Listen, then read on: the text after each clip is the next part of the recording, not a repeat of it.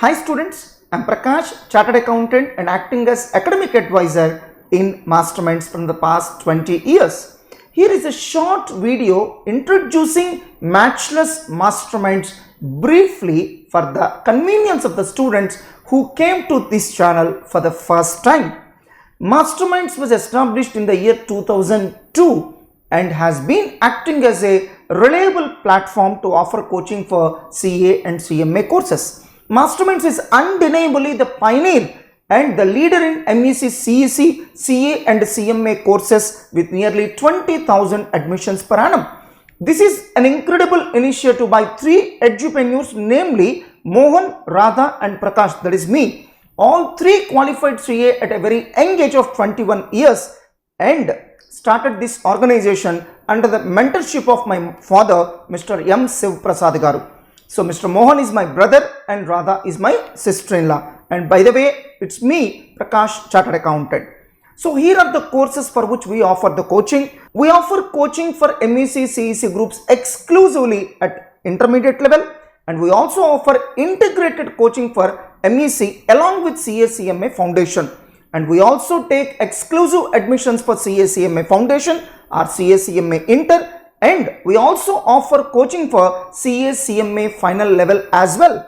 Recently, we have started a unique academic program at intermediate level, that is MEC Pro, aiming for the students who want to pursue BBA or MBA or CLAT courses in future rather than CA or CMA, and we have received a huge applause for the same.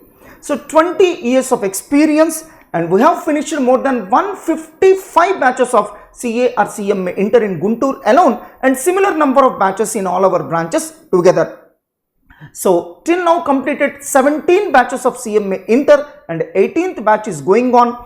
Successfully completed 25 batches of CA final till now and 26th batch is running now, and we have also successfully completed 4 CA or CMA final batches in Hyderabad.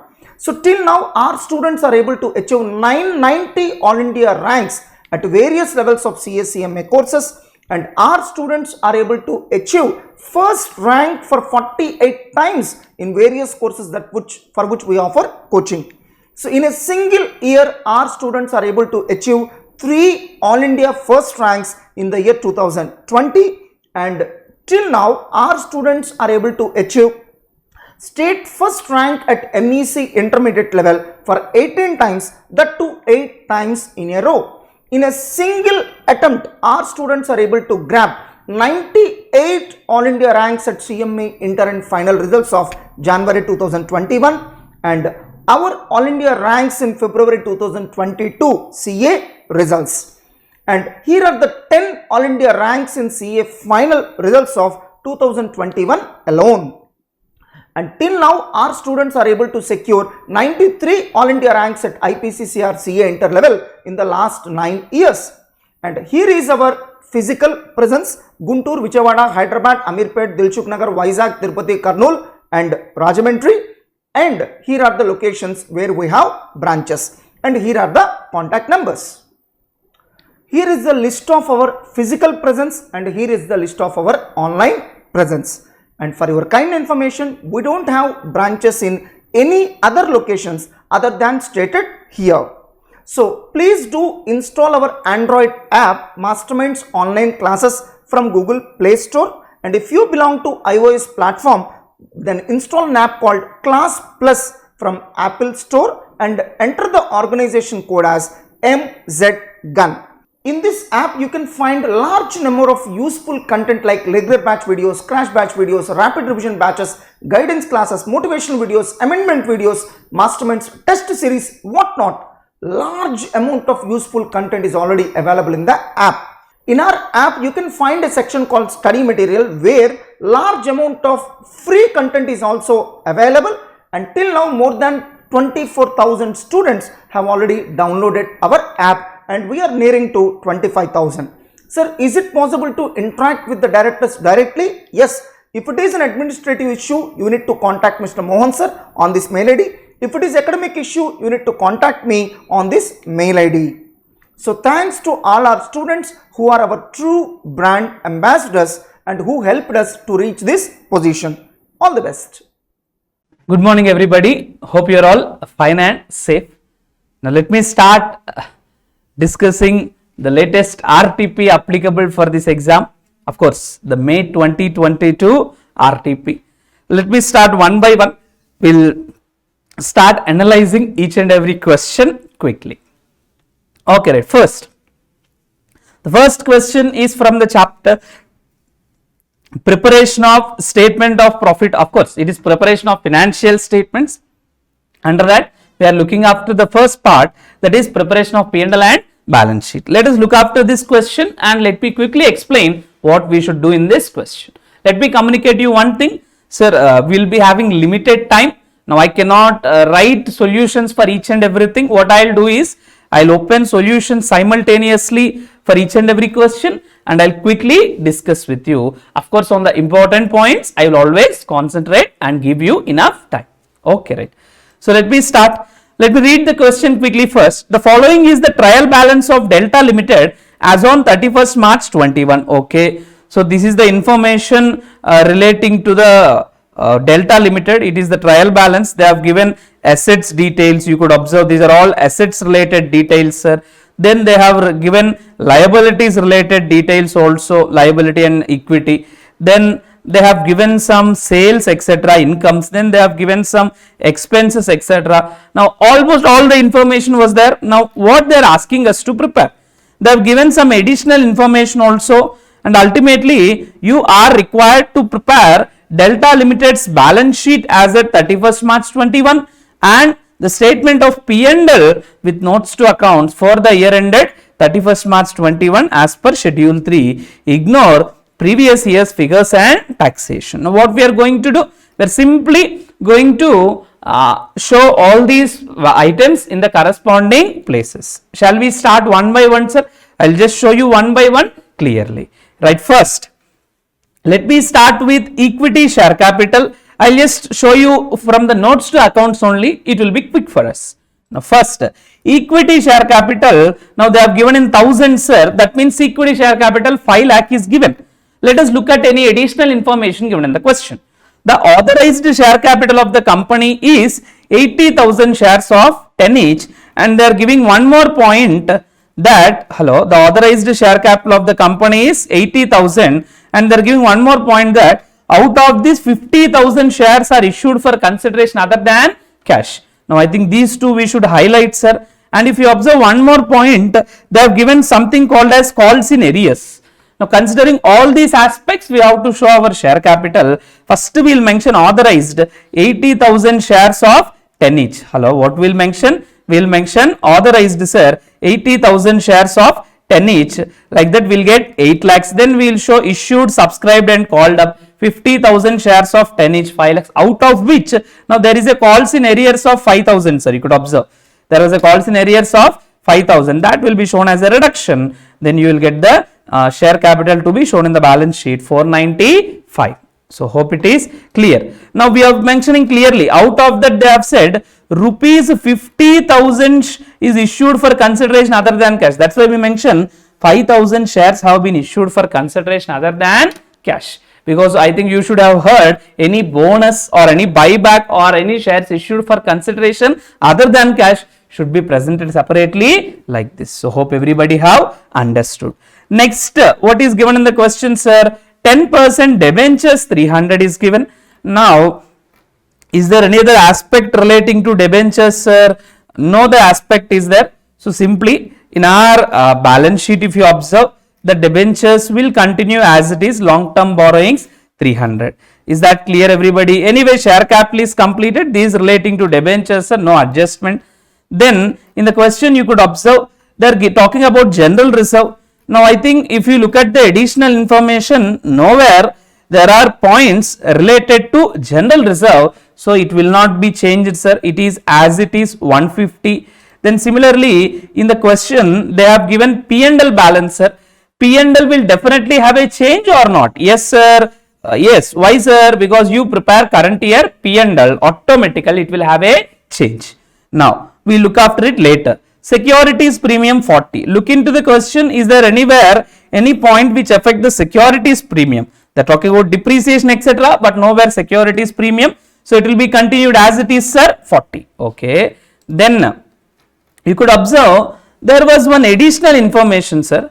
Company revalued the land at 9,60,000. What is the book value of the land, sir? 8 lakhs. So thereby 8 lakhs is getting revalued at 9,60,000. 160,000 is the profit, sir, which will be transferred to revaluation reserve. Under revaluation reserve, we will write 960 minus 800, 160. Even under assets also, we will show land at which value, sir? 960, considering that revaluation point. So hope it is clear.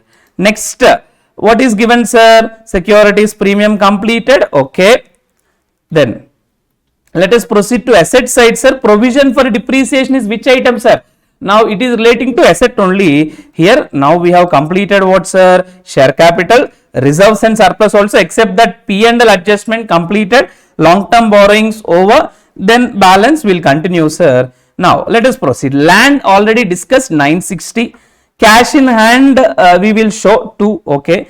Plant and machinery at cost, 824. Let us see whether there are any adjustments relating to plant and machinery. Now please look into the question. Now yes, they have given these 2 points, please apply carefully. Suspense account of 10,000 represents cash received from the sale of the machinery on 1/4/2020. Okay, now they are also talking about this suspense account, sir. Now can you please tell me, when do we maintain any suspense account, sir? If we don't know clearly what happened or what is the nature of the transaction, we simply transfer it to a suspense account. Here also what happens, sir? Let us say you might have received some bank balance, sir. Hello, you might have received some amount. Mention in the question clearly how much amount was there. You could observe suspense account 10,000 represents cash received from sale of machinery. Suddenly you are having a cash of 10,000, but you don't know from where you got this 10,000. You are having a cash of 10,000, but suddenly you don't know from where you got this cash of 10,000. So temporarily what you will do, you will transfer to suspense account. That means what might have been the entry, sir? Cash account debtor to suspense account. So that means already cash was recorded in, or bank balance was recorded in asset side. Now this temporarily we will show it on the liability side. Once we know clearly from what transaction we got this 10,000, we will update it. Maybe at that time they don't know. Today they have found the information relating to that 10,000. What they are telling, that 10,000 is relating to sale of machinery whose cost is 24,000. Accumulated depreciation is 20,000. Please tell me original cost how much, sir? 24. Accumulated depreciation how much, sir? 20. If the cost is 24, accumulated depreciation is 20, can you please tell me what is the WDV of that, sir? WDV of that will be 24,000 minus 20,000. WDV will be 24,000 minus 20,000. It will be 4,000. Can you tell me the entry now, sir? It will be actually cash account debtor 10,000. Cash account debtor 10,000. 2. We will write machinery 4,000. 2. What we will write, sir? P&L profit or loss 10,000. Sorry, 6,000. Is that clear, everybody, sir? Of course, before writing this entry, another entry has to be passed. What is that? Any accumulated depreciation maintained till that point of time will be first adjusted against the asset account. So the entry will be accumulated depreciation to machinery account 20,000. First this will happen. Are you getting the point? Then it will get down to, hope you are understanding, original cost is 24. Once you adjust 20,000, book value becomes 4,000. Then we will pass this entry through which we will close the machinery account and we will transfer the balance to the P&L account. These are the 2 entries which are to be reflected. Actually they have passed this one. Now that means cash is already debited. You need not do anything. You have to adjust these things. One is adjusting accumulated depreciation. The other one is transferring to P&L. Is this point clear, sir? Now how to do this adjustment, sir? Very simple. Now in your presentation, particularly with respect to plant and machinery, What is the opening balance? 824. Now what we are telling, are we adjusting against the asset account or not? 20 has to be reduced, 20 has to be reduced or not? Yes sir. 20 here, 4000 here, total machinery value to be reduced how much? 24. So thereby here 24 reduction will happen. Are you getting the point sir? Now the next, how much depreciation? This is actually accumulated depreciation sir. Now in the question they have given that provision for depreciation or accumulated depreciation opening balance is how much sir? 150. Now out of 150, now we have transferred to fixed asset, no? So 20 has to be reduced.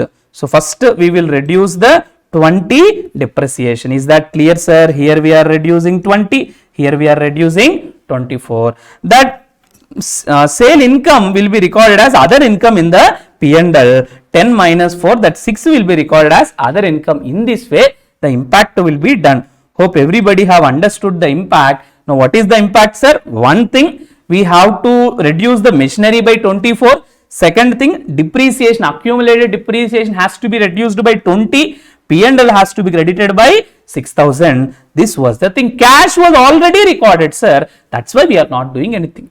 Initially, when cash was received, they don't know the nature. That's why temporarily transferred to suspense account. Today, we are doing the correct treatment. For that, these three adjustments are required. Adjusting accumulated depreciation, adjusting machinery value, adjusting P&L.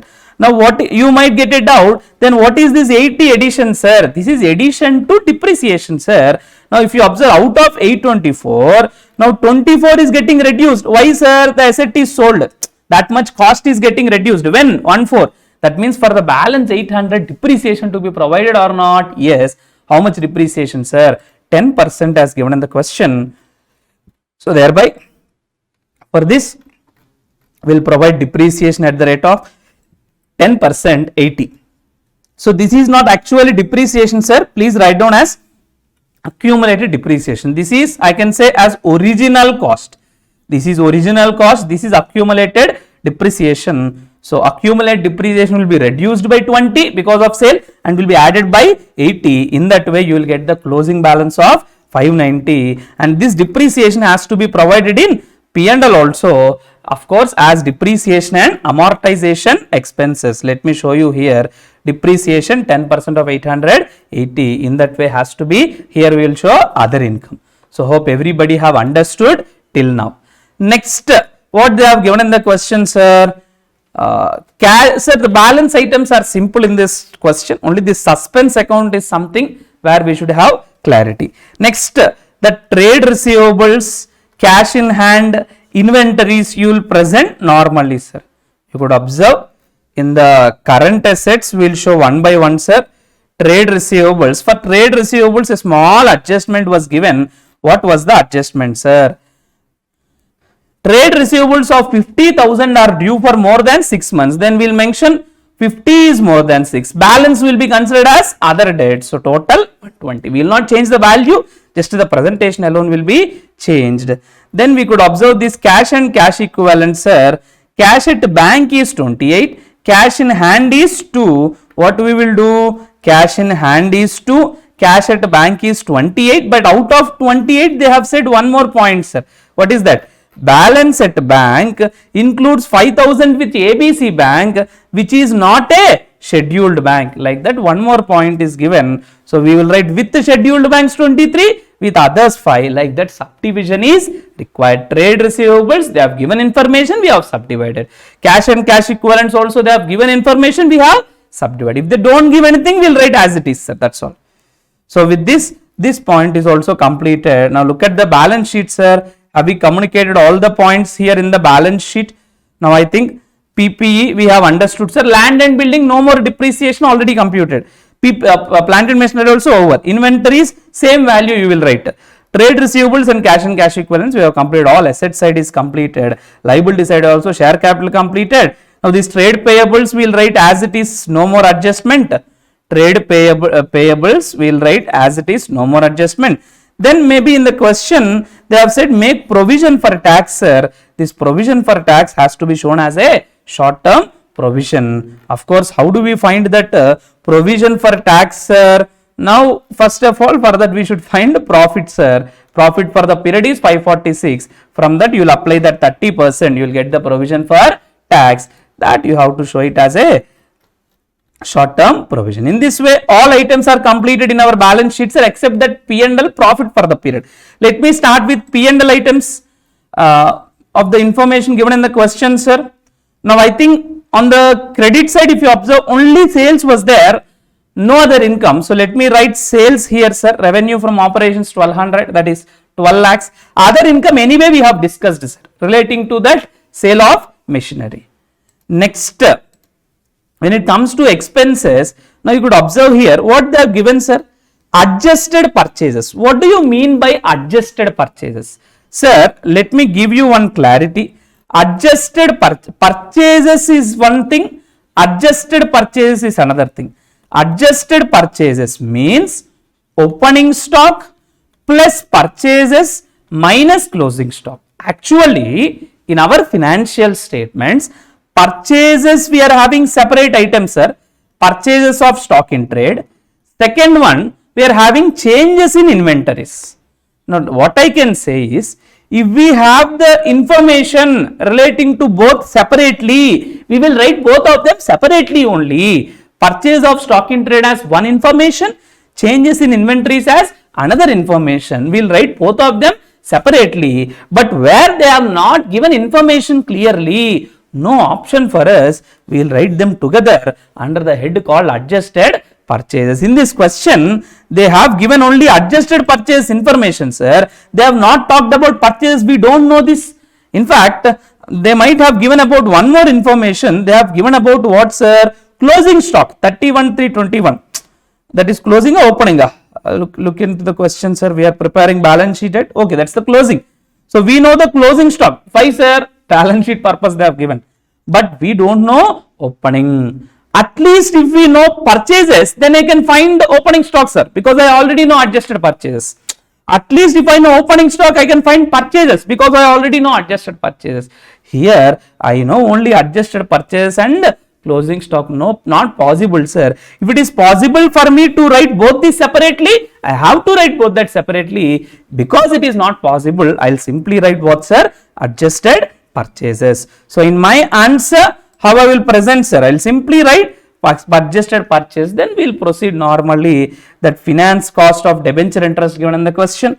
Then depreciation as explained. Then what is this, sir? Other expenses were there. Now you could observe these three, factory, administration and selling. We will write under other expenses. With that, we will get the profit or loss for the period. We will apply tax. We will get the profit for the period. That only will be added for the opening P&L balance to get the closing P&L. That's all, sir. With this, question number 1 was completed. Let me give you one fine clarity. In this question, mainly only 2 issues are there, sir, to be careful.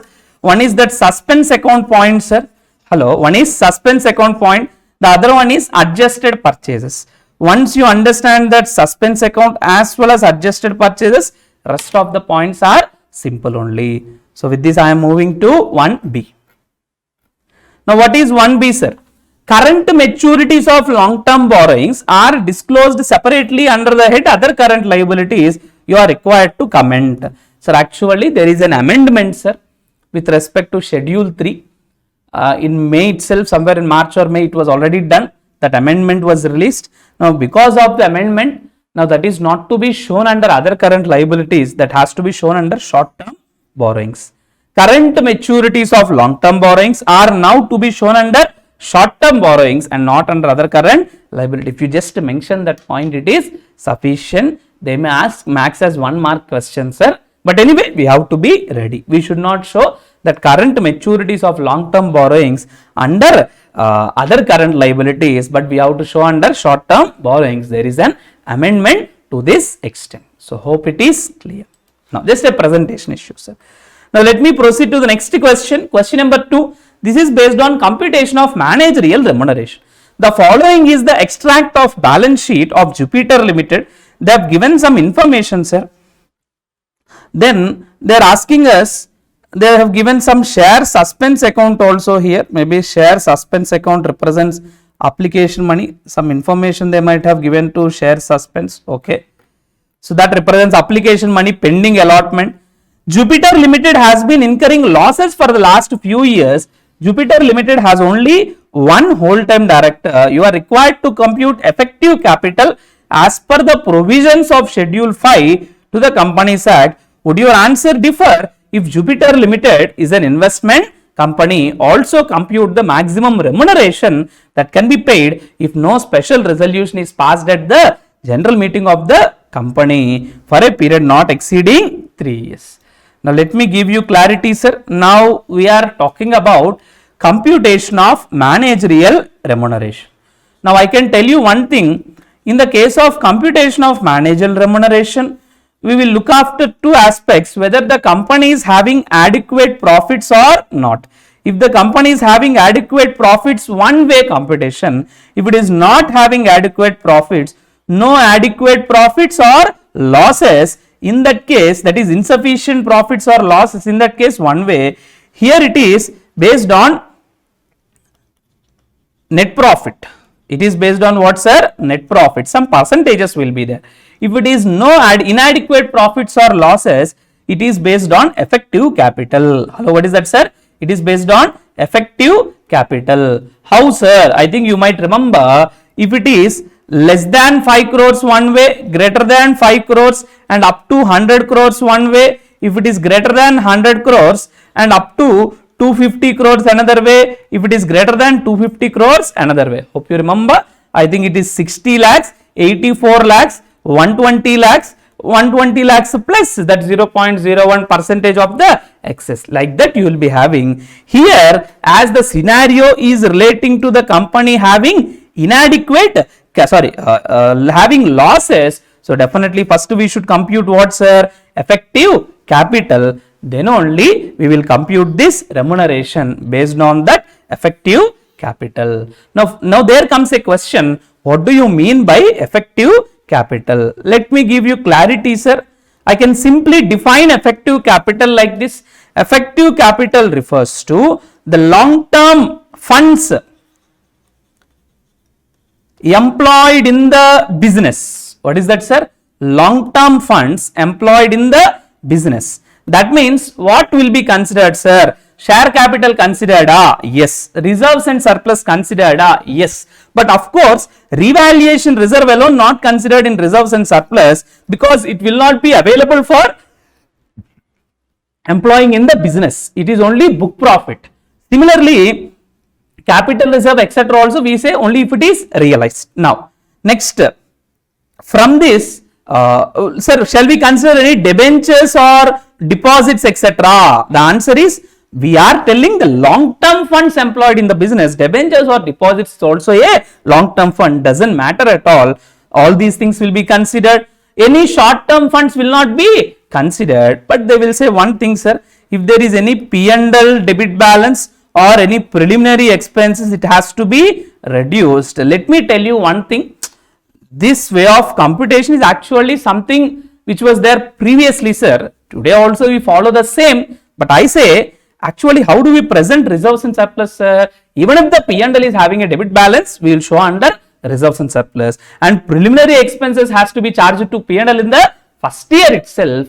But when they are framing this concept, this was done, sir. But because of the recent amendments in Schedule 3, effective capital computation need not be presented like this. But still, it was not amended. Anyway, actually, these things will be adjusted in reserves and surplus only, that P&L balance only. So, if they give separately, adjust it, sir. But the intention is, these things should not be forming part. So, hope it is clear, sir. Now, simply, it is long-term funds employed in the business. That means any investments will be considered, not considered. That means if you have held funds in any investments, to that extent, reduction will be required, because investment is not part of the business. Because this amount might be there, this only might be there in the form of investment, no. So, but investment, is it within the business? No. Simply effective capital means what, sir? Long-term funds employed in the business. So, quickly let us compute that and compute the managerial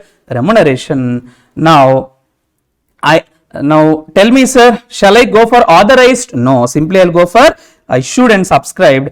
I'll consider preference. I'll consider equity. Now share suspense account, will I consider, sir? No. First of all, this is share application money pending for allotment, sir. This is not yet approved. So this is not to be a part, sir.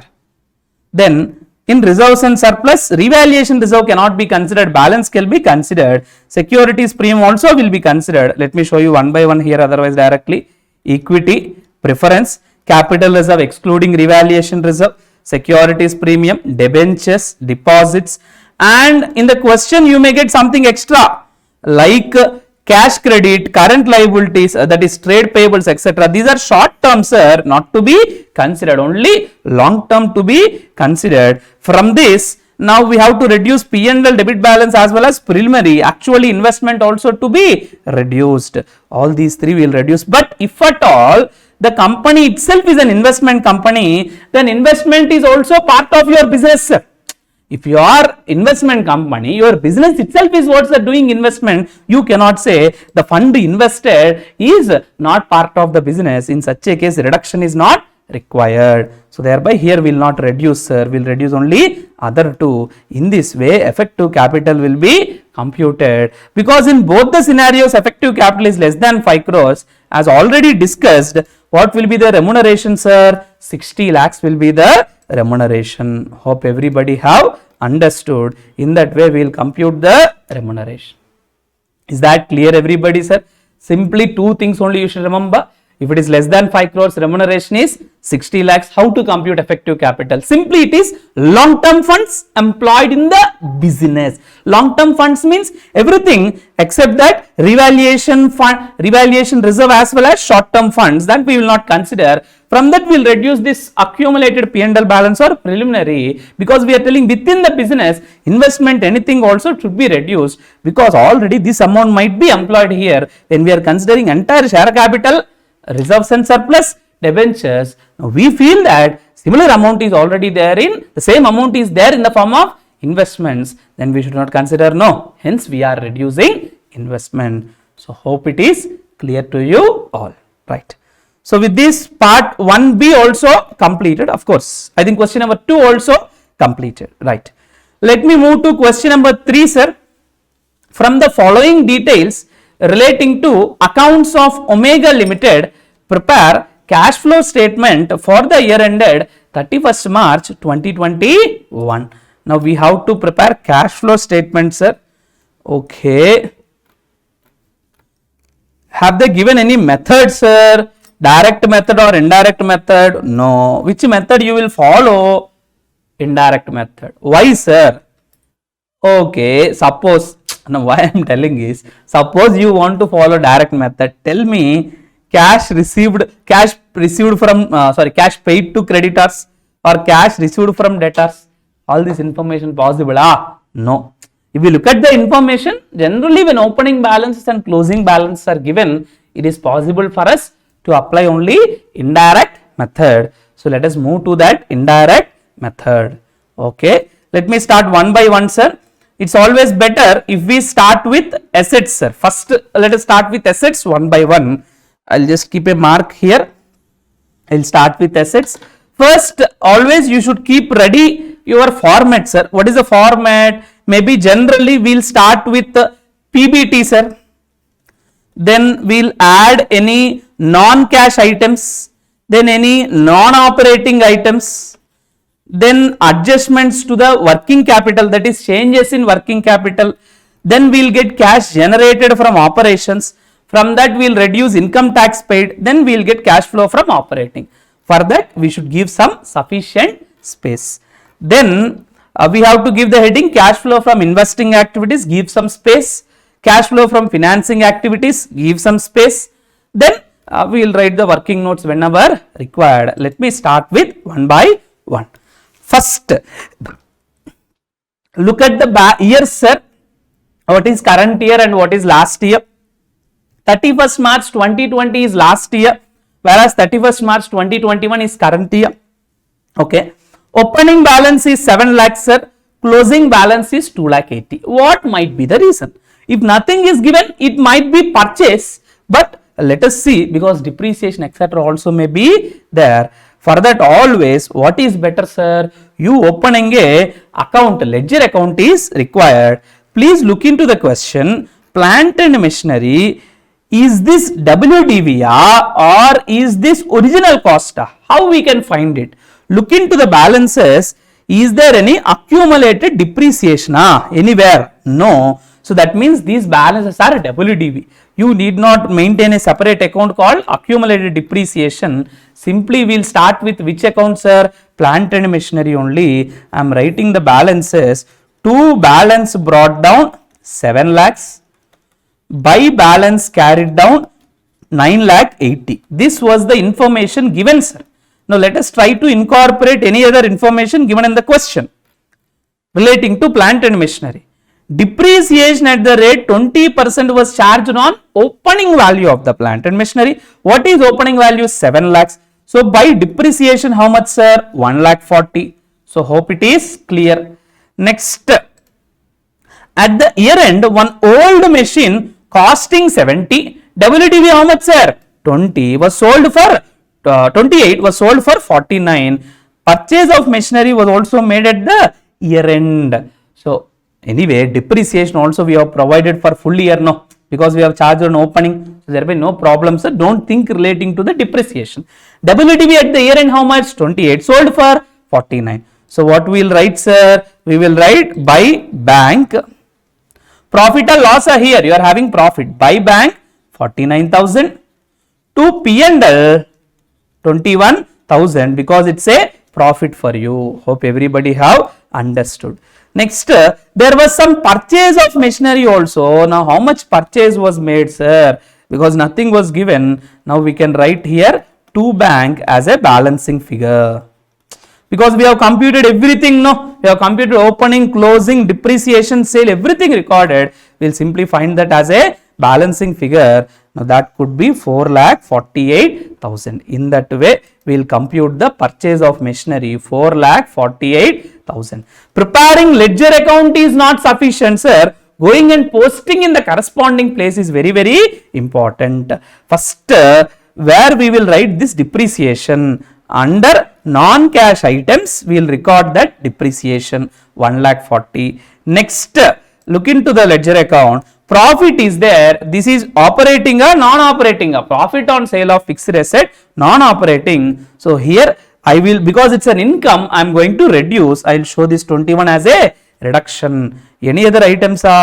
Bank amount received from sale of plant and machinery in investing activities. I have to show it as a inflow 49. Similarly, I have got another, sir, purchase. So let me show purchase of plant and machinery 4,48,000 as flow. So hope everybody have understood. With this, plant and machinery related points are over, sir. Next, land and building. Opening is 5,60,000, closing is 8,40,000. Have they given any additional information? Yes, they have given. Land and building is not subjected to any depreciation. Okay, then why difference, sir? Reason might be purchase, but they are giving clarity. Expenses on renovation of building amounting to 2,80,000 were incurred. This is also relating to asset only. It is capitalized. Maybe it increases the efficiency of the asset. That's why it might have been capitalized. So what we will do, sir? We know the reason, no? So no big discussion. The 2,80,000 is expenses on building. We'll write in investing activities as a outflow. It is matching, sir. The difference is only 2,80,000. 5,60,000 and 8,40,000. So reason we know. So we have written clearly. No need of any ledger account. Next, opening balance of investments is 0. Closing is 1,40,000. That means you might have purchased the investments. Any other information? No. So simply I will write as in investing activities, increase in purchase of investments as outflow. So hope it is clear. Next, what is given in the question, sir? Trade receivables. So and inventories. What we will do, sir? The difference we will consider as changes in working capital in our format. In my format, I will observe the difference, sir.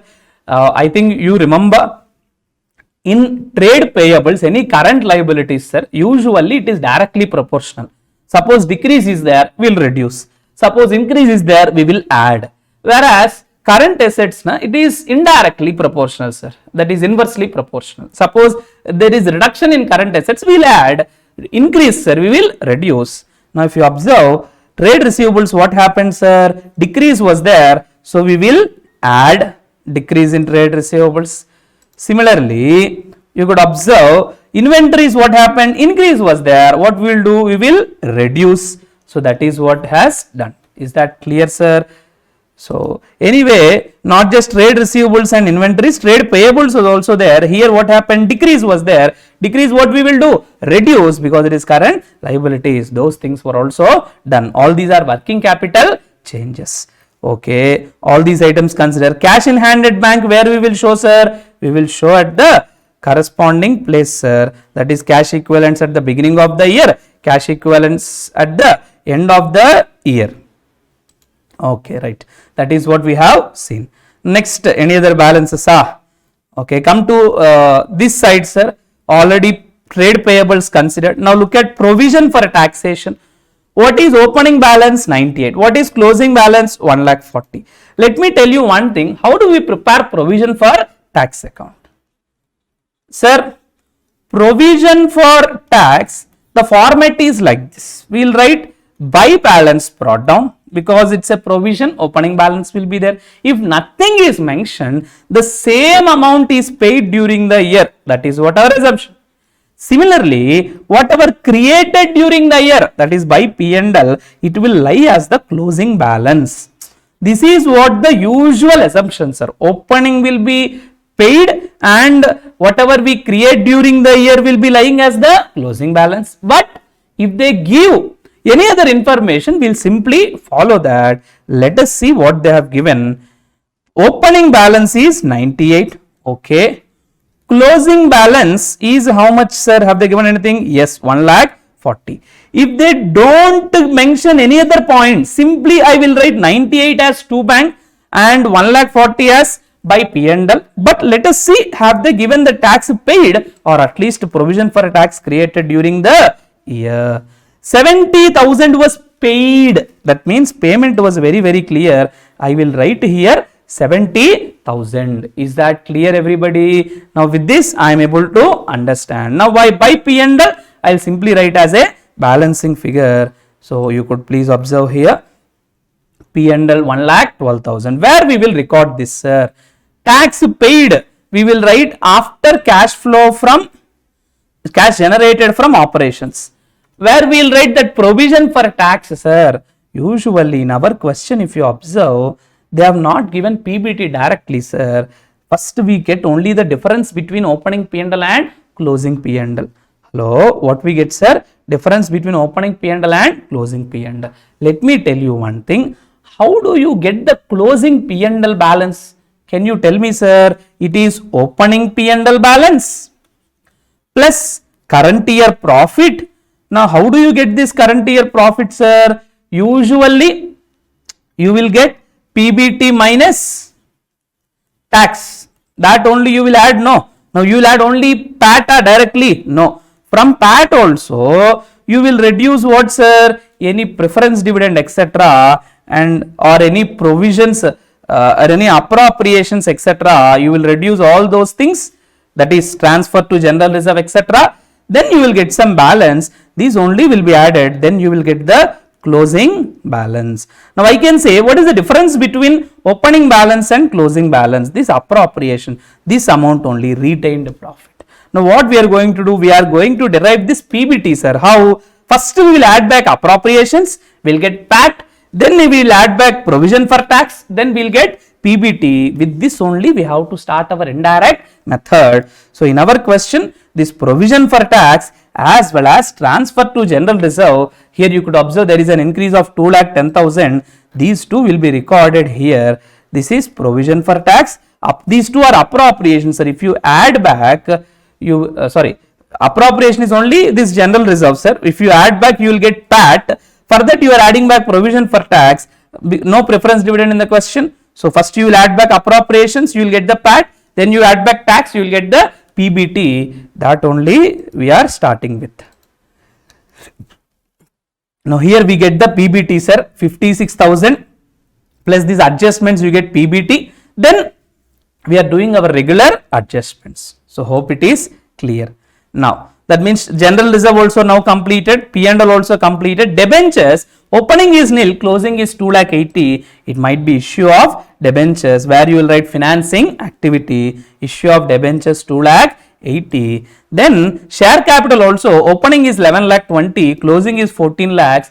No other additional information was there, everything we have considered. So once again it might be issue of shares. I think with this we have completed all the points, sir. First we will start with that increase in profit or retained profit. We will add back the appropriation as well as provision for tax. We will get PBT for that non-cash item. These two, this is non-operating item. Then changes in working capital. We will get cash flow from cash generated from operations. We will reduce income tax. Then we will get cash flow from operating. Like that we have found financing and investing also. Net increase here is nil. So automatically you can understand what we have done is absolutely perfect. Prepare provision for tax account, plant and machinery. These two minimum are the working notes. Let us move to fourth question, which is based on profit or loss prior to incorporation chapter. Let me read the question first. The partners of Shamsher converted their partnership firm into a private limited company named Smriti Private Limited with effect from 1st January. Now what is this 1st January? Everybody, hello. Now you could observe here what they are talking about something else, sir. Now we should observe what is this 1st January. Now the 1st January is nothing but the date of acquisition. They have acquired, of course. Here it is not acquisition. In other problems we usually learn as date of acquisition. Here we can call date of conversion. This is nothing but the date of conversion. Okay. Which was incorporated. The actual incorporation happened on 1st June. This is the DOI, the date of incorporation. Hello. Everybody, what is the date of acquisition or conversion, sir? 1st Jan. What is the date of incorporation? 1st June 2020. Okay. The purchase consideration amounting to 11,50,000 was payable later on at an interest of 12% per annum. Actually, when purchase consideration should be paid, sir? Immediately on acquisition or conversion. So whenever the partnership firm was converted, at that time only they should receive the purchase consideration. But they have not paid. If they have delayed, to that extent interest will be charged or not? Yes. To make the payment of purchase consideration and to meet the working capital requirements, a loan worth 17,10,000 at the rate of 10% per annum was availed on 1st June 2020. When it was availed, sir? 1st June 2020, they have taken another loan. So we'll discuss about this. The company obtained a building on lease at a monthly rent of 19,000 on 1st July 2020. Once again, when we talk about that rent, we'll come back to this point. The following is the information of the company as on 31st March 2021 for the period of 15 months. Make this very, very clear. Sir, how many months this data is about? It is not about 12 months. This is about 15 months. You could observe the date of conversion is 1st Jan, whereas the year ending is 31st March 2021. That means usually an year consists of 12 months, sir. Maybe you know in the first year, suppose they have incorporated somewhere in the last 3 months, usually even for law purpose also, we consider first year means entire that 15 months or that 14 months will be considered. Here, for our purpose now, how many months, sir? 15 months. Now, whatever data is given, now we are going to apportion also in the same way. We are also going to apportion also on that basis only for how many months, sir? For 15 months. Okay, right. Now, hope everybody have understood till now. Now, right. Let us proceed further, sir. Now, if you look into this question, now we are having some aspects to be discussed, sir. What are the aspects? Any profit or loss question, first time ratio and sales ratio compulsory. What is that? Time ratio, sales ratio. Because only when we know this, we can start our division, sir. In this question, what is the time ratio? Now you could observe what is the date of incorporation, sir? 1st July. This is 1st July. When we have converted 1st Jan. What is the year ending? 31st March 21.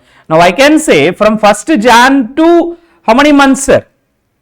I think it is not 1st July, it is 1st June, sir, incorporation. Sorry, it is not 1st July, it is 1st June, the incorporation date. So thereby 5 months is there in the pre-incorporation period, 10 months is there in the post-incorporation period. So thereby time ratio is 1:2. So hope it is clear. Next, you could observe there will be some sales ratio also. Now further they have given some further information. Sales between June 2020 and December 2020 were 2.5 times of the average sales, which further increased to 3.5 times in January to March quarter. Now you could observe, now what they are telling, assume first something as X, sir. Let us assume average sales as X. Then till May, that is from Jan till May, it will be assumed as X only, sir, always X. Here for all these 5 months we will assume as X. This is X or 1X. Now from June onwards till December they are telling it is 2.5 times. So that's why it will become from June till December you can assume it as 2.5x. Then from Jan to March it is 3.5. So I assume from Jan to March 3.5. So either you can assume in terms of x or directly 1, 2.5, 3.5 like this also. So you could observe these are the months, sir. What is the pre-incorporation period? First 5 months. What is the post-incorporation period? Next 10 months. So first 5 months, what is the sales? 5 into x, 5x. What is the post-incorporation? 2.5 into how many months like that, sir? 7 months. 3.5 into 3. Total you are getting 28. So thereby sales ratio is 5:28. Hope everybody might have understood what is the sales ratio, sir. 5:20. Very simple. Assume sales as X. Then for the period they have asked, take it as 2.5 and 3.5 correspondingly. The salaries from July. This is about salaries, sir. Okay, anyway, first these two should be clear, sir. Time ratio as well as sales ratio. Time ratio is 1:2. Sales ratio is 5:28. Now let us start analyzing each and every component of the question. Sales. How do we divide, sir? Sales ratio. I will show you, sir. Sales we are dividing in sales ratio 5:28. Next, less COGS. How do you decide? COGS also in sales ratio. This 22,57,200 also will apportion in sales ratio. Next, discount, which ratio? Once again, sales ratio. So here also we will allocate in 5:28 sales ratio. Next, director's remuneration. Director is a company related. So thereby entirely in post. 1,14,000 directly in post. Next, salaries. For salaries they have given a working note, sir. What is that? Salaries from July 2020 doubled. So thereby first you will assume salaries till June is what, sir? X. Then from July it will be what, sir? 2x. So what is the pre-incorporation period? First 5 months you can assume as 5x total. Next 10 months what, sir? 2 into 9, 18 plus 1, 19. So thereby I can assume the salary ratio is 5:19. In that ratio only salaries will be apportioned. A very, very simple point which we can understand. It is 5:19. Next, salaries also over. Rent. Sir, how do you apportion rent? For that they have given a working note. Company obtained a building at a monthly rent of 19,000. Sir, how many months, sir? Already 5 months over. It is for 10 months. So let me just multiply, sir. So already 6 months over, sir. Now this is for 9 months. So 19,000 into 9. Sir, 1,71,000 is the rent. But actually total, what is the total rent? 2,56,000. That means it is not entirely related to the newly obtained building. There might be some rent related to a old premises, old building. Sir, they have taken a new building at least. If we compute this, it is 1,71,000, sir. But the total rent given in the question is not 1,71,000, which indicates that already there was another building. So if you observe like that, from total rent we reduce the building rent, we will get the rent of the old premises. Old premises will be apportioned in time ratio, which is 5:10. Whereas new premises, that means whatever we obtained newly, that for that period only we will consider it is fully post only. This 1,71,000 we will consider in post. In this way allocation should happen. Old divide in time ratio, new fully in, that means new means in the sense if the new was obtained only in the post incorporation period and directly to post. In that way rent allocation will happen. Okay sir, next what is given? Interest. Now how do you allocate interest? First we should know computation.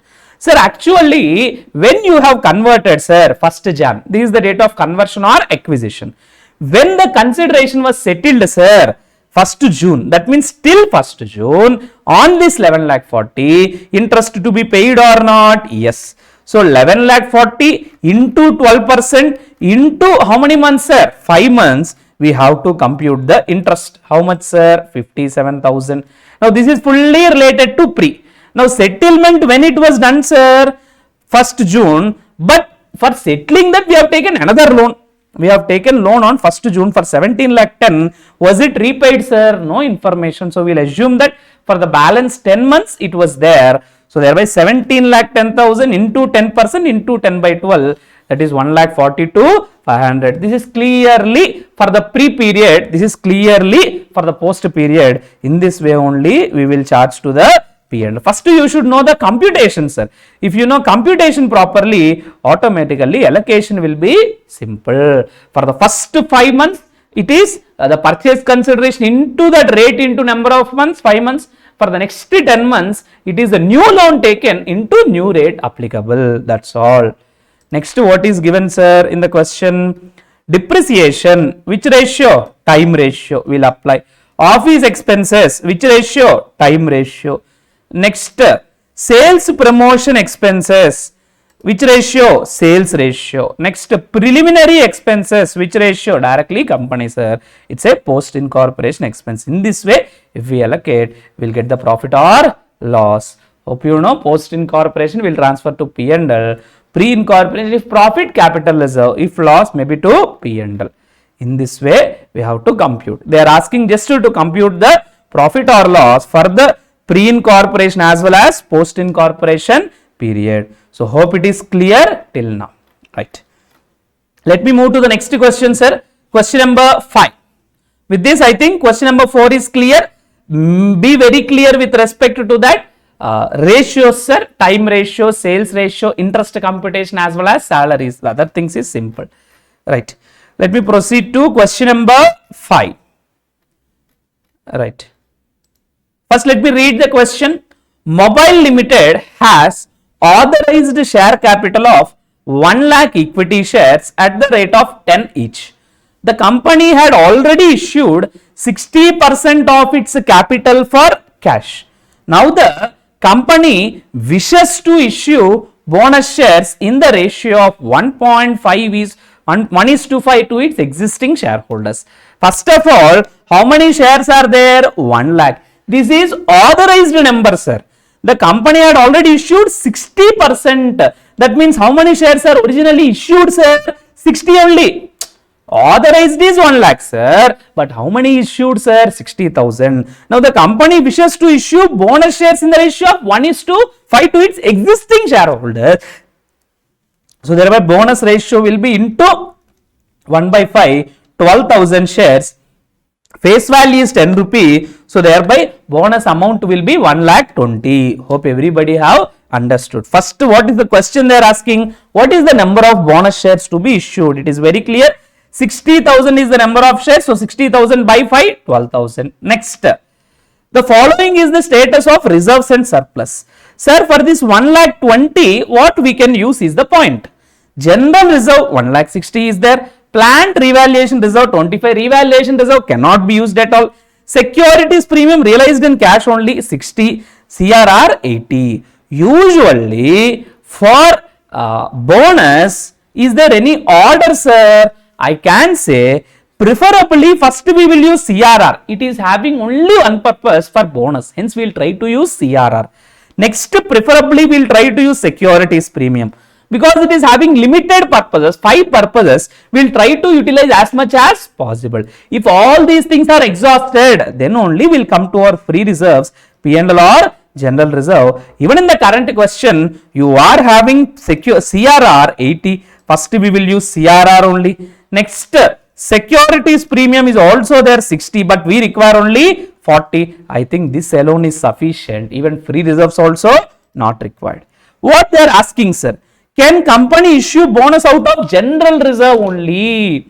Maybe if you ask me exactly as per law, it may be correct, but practically nobody will do it, sir. It's not correct practically. If you ask me, sir, first everybody will use CRR, because if you don't use it now, you cannot use it for any other purpose. Securities premium also, if you don't use it now, in future, out of those 5, how can we guarantee once again we can use it? So thereby we will try to use those, then only now. Now here answer is no, we cannot use general reserve only. First we will try to use this one. That is what we are telling. It is a usual practice to utilize specific reserve first. Therefore CRR and secured, if available, then the company should utilize these only in priority over other reserves. So thereby in the given case, because the others are available, we will use only CRR and securities premium. Next, they are asking us to pass journal entries and give the extract, sir. I think a simple point only. So what will give the journal entry? CRR account data, securities premium account data, to bonus to shareholders. Next, the bonus to shareholders to equity share capital. Even I think you know the extract also, what it will impact, sir? One equity share capital, the other one reserves and surplus. Those two only will give the impact, sir. Share capital, we will say out of total, previously 60 is existing, now we will make 72 and say that 12,000 are bonus. In reserves and surplus, now CRR will be fully exhausted. Securities premium, it will have a balance of 20. In this way the impact will be there. Next, is it possible for the company to issue partly paid bonus shares, sir? Is it allowed that the company can go for issue of partly paid bonus shares? The answer is no, sir.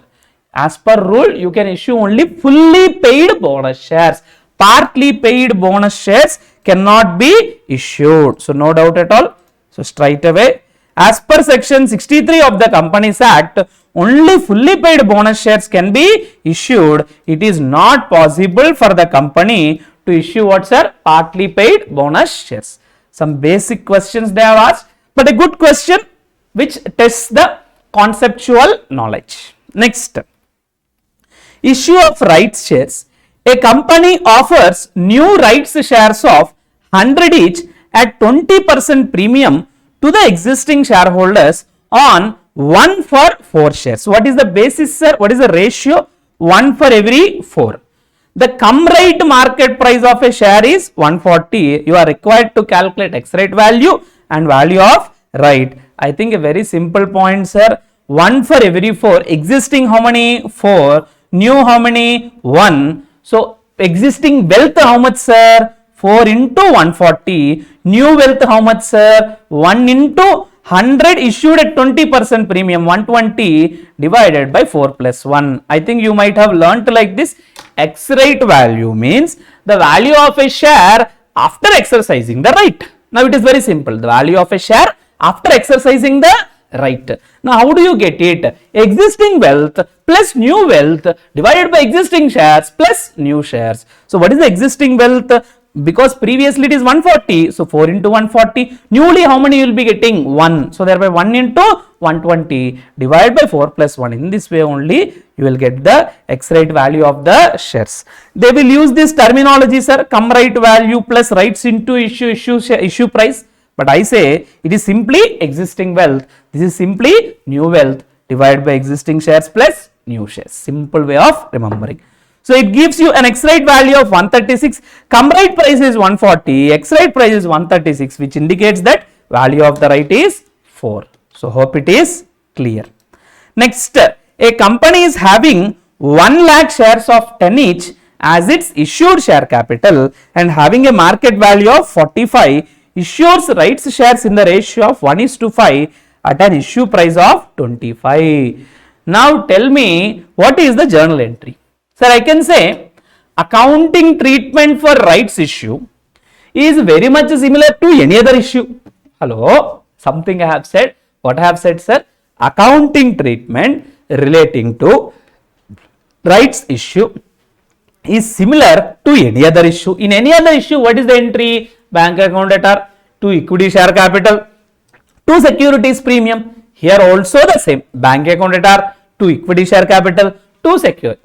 The only difference is, instead of market price, here some concession will be offered. So thereby 45 worth share may be offered at 25, but the entry remains the same, sir. Instead of writing 25, we'll record it only, sorry, instead of recording at 45, we'll record it only 25, but the accounting treatment remains the same. So bank account at R, so it is 20,000 into 25, 5 lakhs to equity share capital. We'll write here face value 20,000 into 10. We'll write here premium portion 20,000 into 15. In that way, we'll record the entry for rights issue.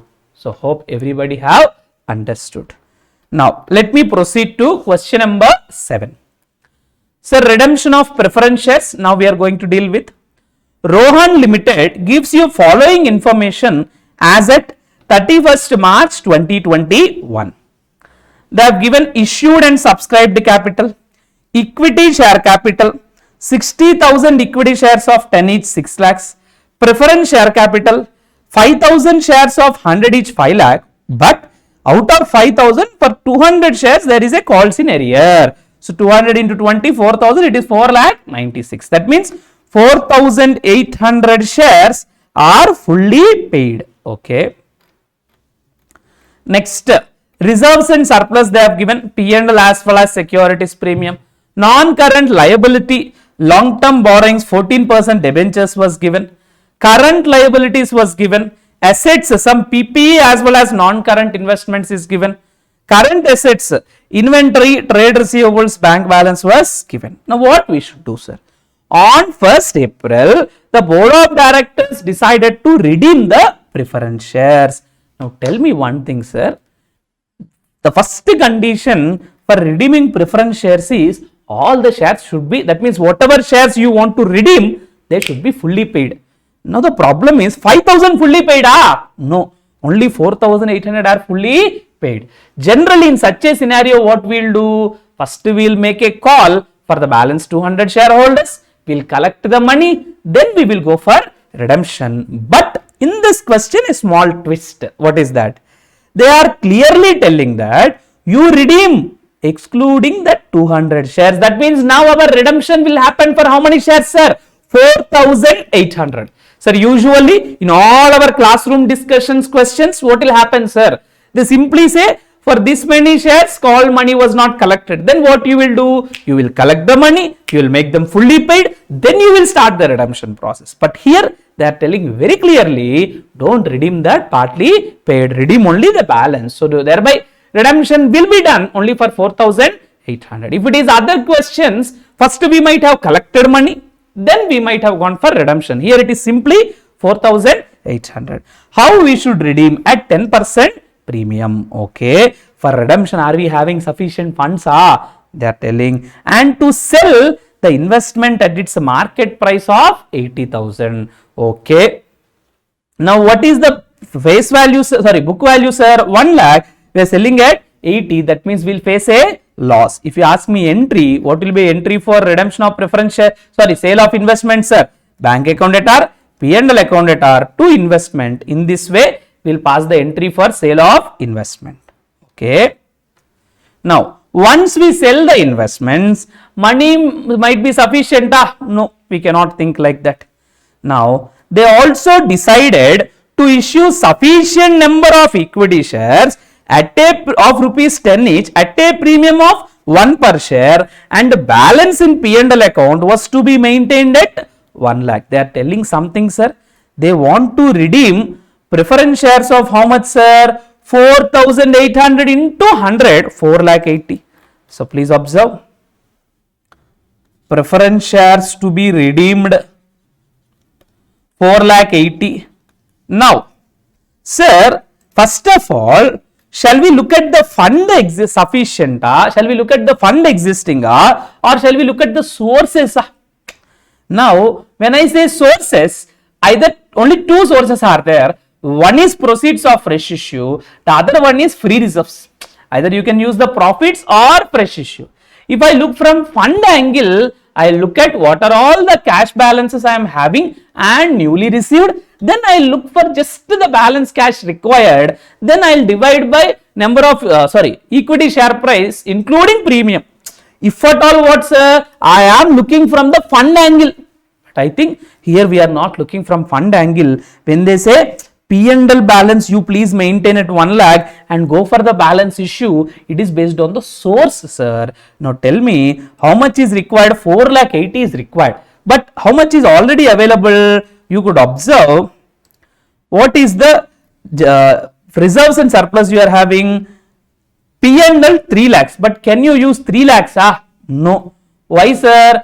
They are only telling you should maintain 1 lakh. Okay. Now, first of all, remember one thing. Now, do you think this 3 lakhs is also available? No. I'll talk here sir. P&L existing balance is 3 lakhs, but can you use 3 lakhs? No. First of all, there is a loss on sale of investments. No. Loss on investments 20,000. That you have to reduce. Now the amount available is only 2 lakh 80. Sir, are you understanding? Here there is a loss. No. Not just that, they are telling minimum balance of 1 lakh is to be maintained. So thereby that 1 lakh also reduce it. That means how much is available? 1 lakh 80. Hello. Here 1 lakh 80. But please observe, you are redeeming at what sir? You are redeeming the company at what sir?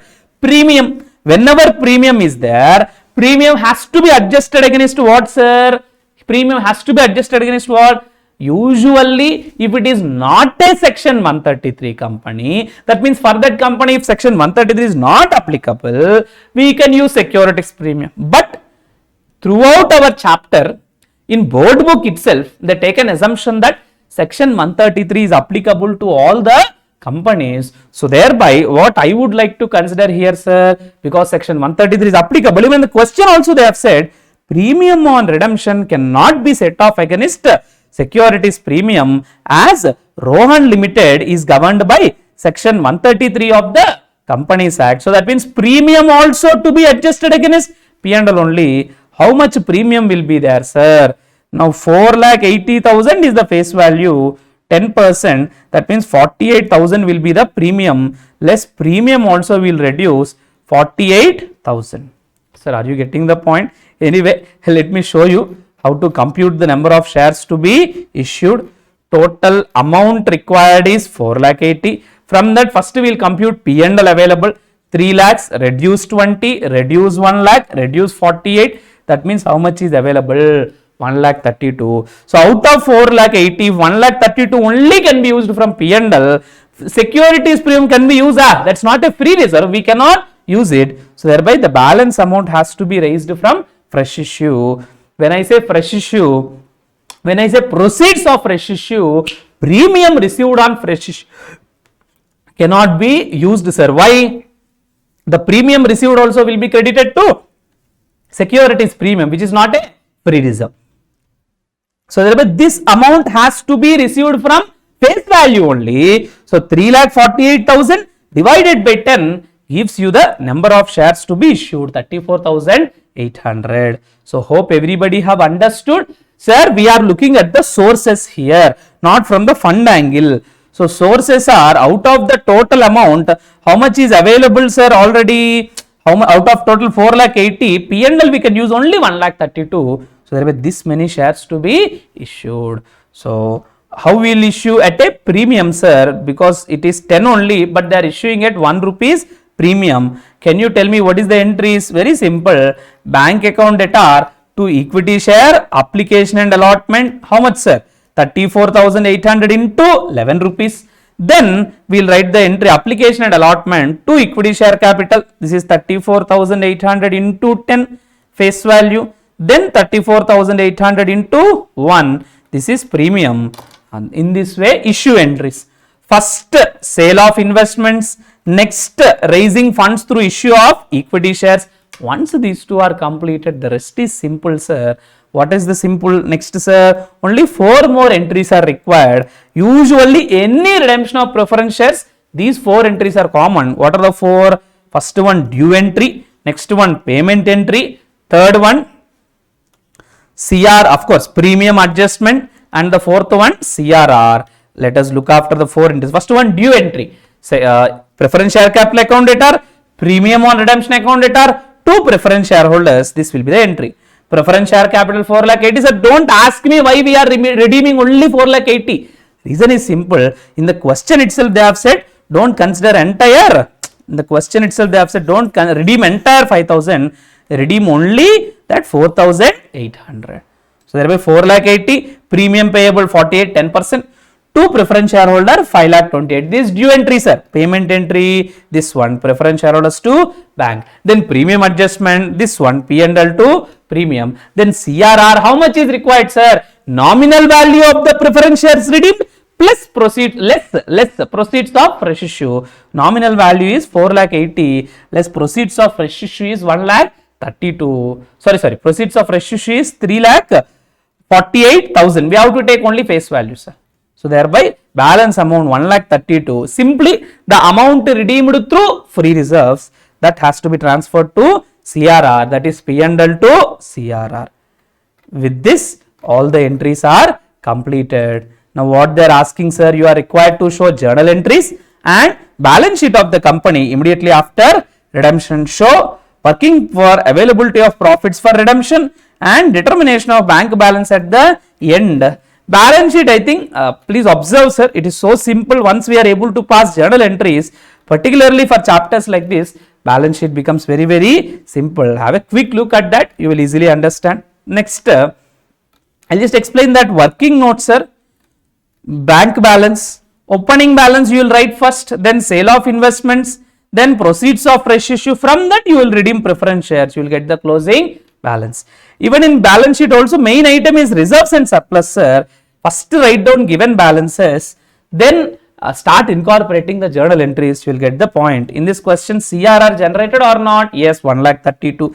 Given balance is P&L and securities premium. P&L will be 1 lakh. Directly we can say, how, sir? We have done in such a way only. We ensure that the available balance is 1 lakh. Thereby only for the balance we have issued. So thereby this is 1 lakh. Securities premium opening balance 30 plus newly received 34,800. In this way, securities premium also will be there. So hope everybody have understood. Sir, maybe I am going a bit fast, but required because all these questions you have got in your regular chapter, sir. I am just trying to quickly apply the concepts. If there is any new point, I will concentrate. Here, this point will not be there usually. That's why I have concentrated. Similarly, this we will take an assumption, but here given in the question itself.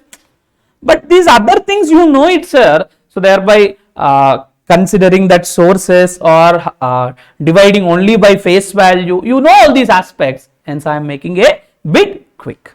So hope it is clear. Now, let me proceed to question number 8, everybody. Redemption of debentures. Case Limited, that is unlisted company other than AIFI, banking company, NBFCs and HFC. Why they are telling clearly that it's an unlisted company? Hope you remember, if it is an unlisted company, what is required, sir? DRR is required. Hello, what is that? If it is an unlisted company, DRR is required. How much, sir? 10%. Now, DRR investments, how much? 15%. So, let me observe here. What is the debentures value, sir? 18,000. Sorry. Debentures value is 1,80,000. So, DRR will be how much? 10% of it, 18,000. DRR investments will be how much? 15%. So, which is 27,000. I think it is matching. Okay. Now, what they are asking in the question, let us do it one by one, sir. First, at the AGM on 1/4/2021, it was resolved. What was resolved, sir?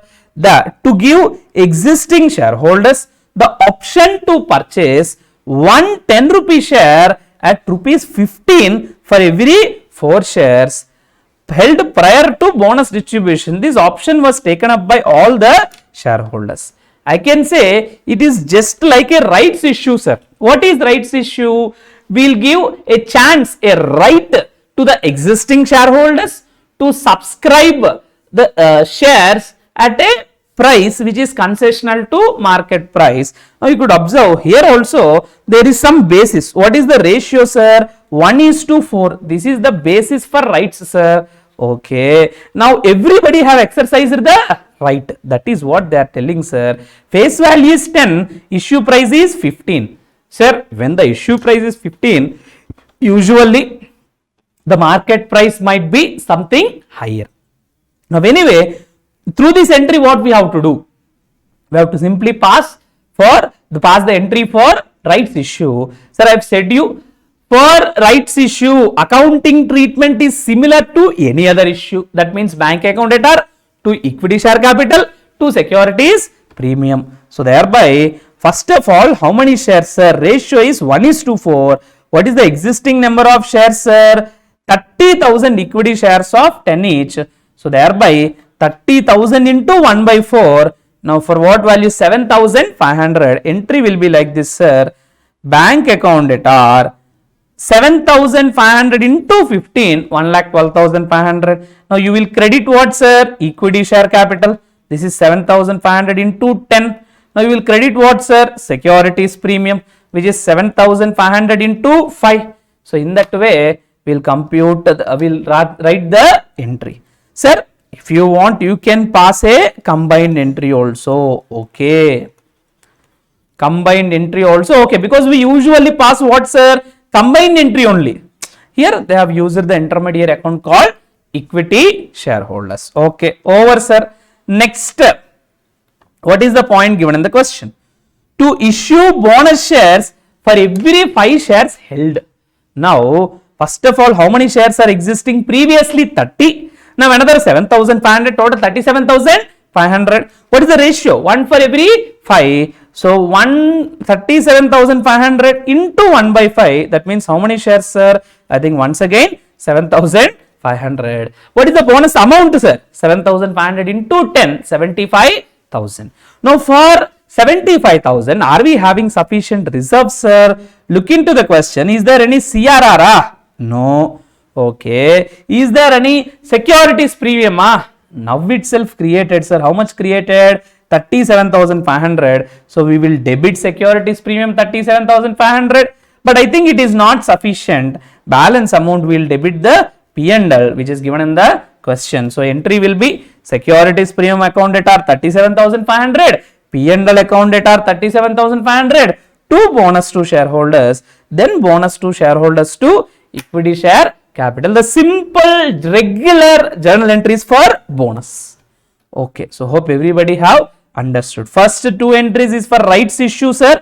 Second 2 entries is for bonus issue. Now let me proceed further. Next, to repay the debentures at a premium of 3%. Hello, what they are telling, sir? To repay the debentures at a premium of 3%. What is the debenture value? 1,80,000. Premium of 3% means maybe 5,400. So 1,85,400 should be the amount. First, what we should do, sir? Whenever we need to redeem debentures, first we sell the investments. What is the investment value we are having? 27,000, I think. First, we'll pass the entry for that. Bank account debtor to DRR investments. Once we got the amount, then what we will do, sir? We'll start redeeming them. First, maybe the due entry 12% debentures account debtor, premium payable on redemption account debtor to debenture holders. This is the due entry, sir. Next, payment entry debenture holders to bank. Like that, redemption is done. But once the redemption is done, we have to do one more thing. Whatever balance in DRR has to be transferred to general reserve. So thereby we'll pass this entry also, DRR to general reserve. Anyway, the premium payable has to be adjusted against P&L. So these are the journal entries to be passed. So hope everybody have understood, sir. First 2 rights shares, second 2 bonus, the next 4 or 5 entries based on redemption of debentures. The regular entries only. First sale of investments, next the redemption entry, next the final transfer to general reserve. That's all. Right. Now they are not just asking journal entries, they are also asking balance sheet. But I think with these small journal entries, few journal entries, it's easy to prepare a balance sheet. Please have a look at this, look at that. No new concepts will be there, sir. It will be very simple for you to understand. Right. Now let me proceed, sir. Next. Okay. Next, question number 9. Mr. Wise had 12% debentures of face value 100 of Alpha Limited as current investments. Okay. Now we are dealing with debentures, sir. Investment accounts only. In that debentures questions will be there. No, that we are dealing. Okay. Sir, usually whenever we deal with any debentures question, few points has to be kept in mind. What are the points? First, look at the year ending, sir. What is the year ending? Is it 31st March or 31st sorry, calendar year? I think it is clear that the books of accounts closes on 31st March. Okay. Then look at the interest due dates, because that is also important. Why, sir? Then only we can think whether there will be any accrued interest or not. If you observe, interest due dates are 30th June and 31st December. Sir, if the interest due date and the year ending are matching, then any accrued interest will not be there. Here you could observe books of accounts are being closed on 31st March, but the last interest due date is 31st December. That means the interest from Jan to March, that is Jan, Feb and March, is it already paid? No. But last interest paid only on 31st December, sir. So any interest relating to these 3 months is to be considered as accrued interest, because books is opening only on 1/4/21. This point has to be kept in mind. The third thing that we should keep in mind is brokerage is there or not, because if we don't observe brokerage, entire question may go wrong. So thereby brokerage is there, 2%. Why brokerage will be applied, sir? For all purchases and sale transactions. So 3 points, sir. First, please keep these 3 points in mind for any debentures question. Year ending 31st March, then interest due dates 30th June and 31st December.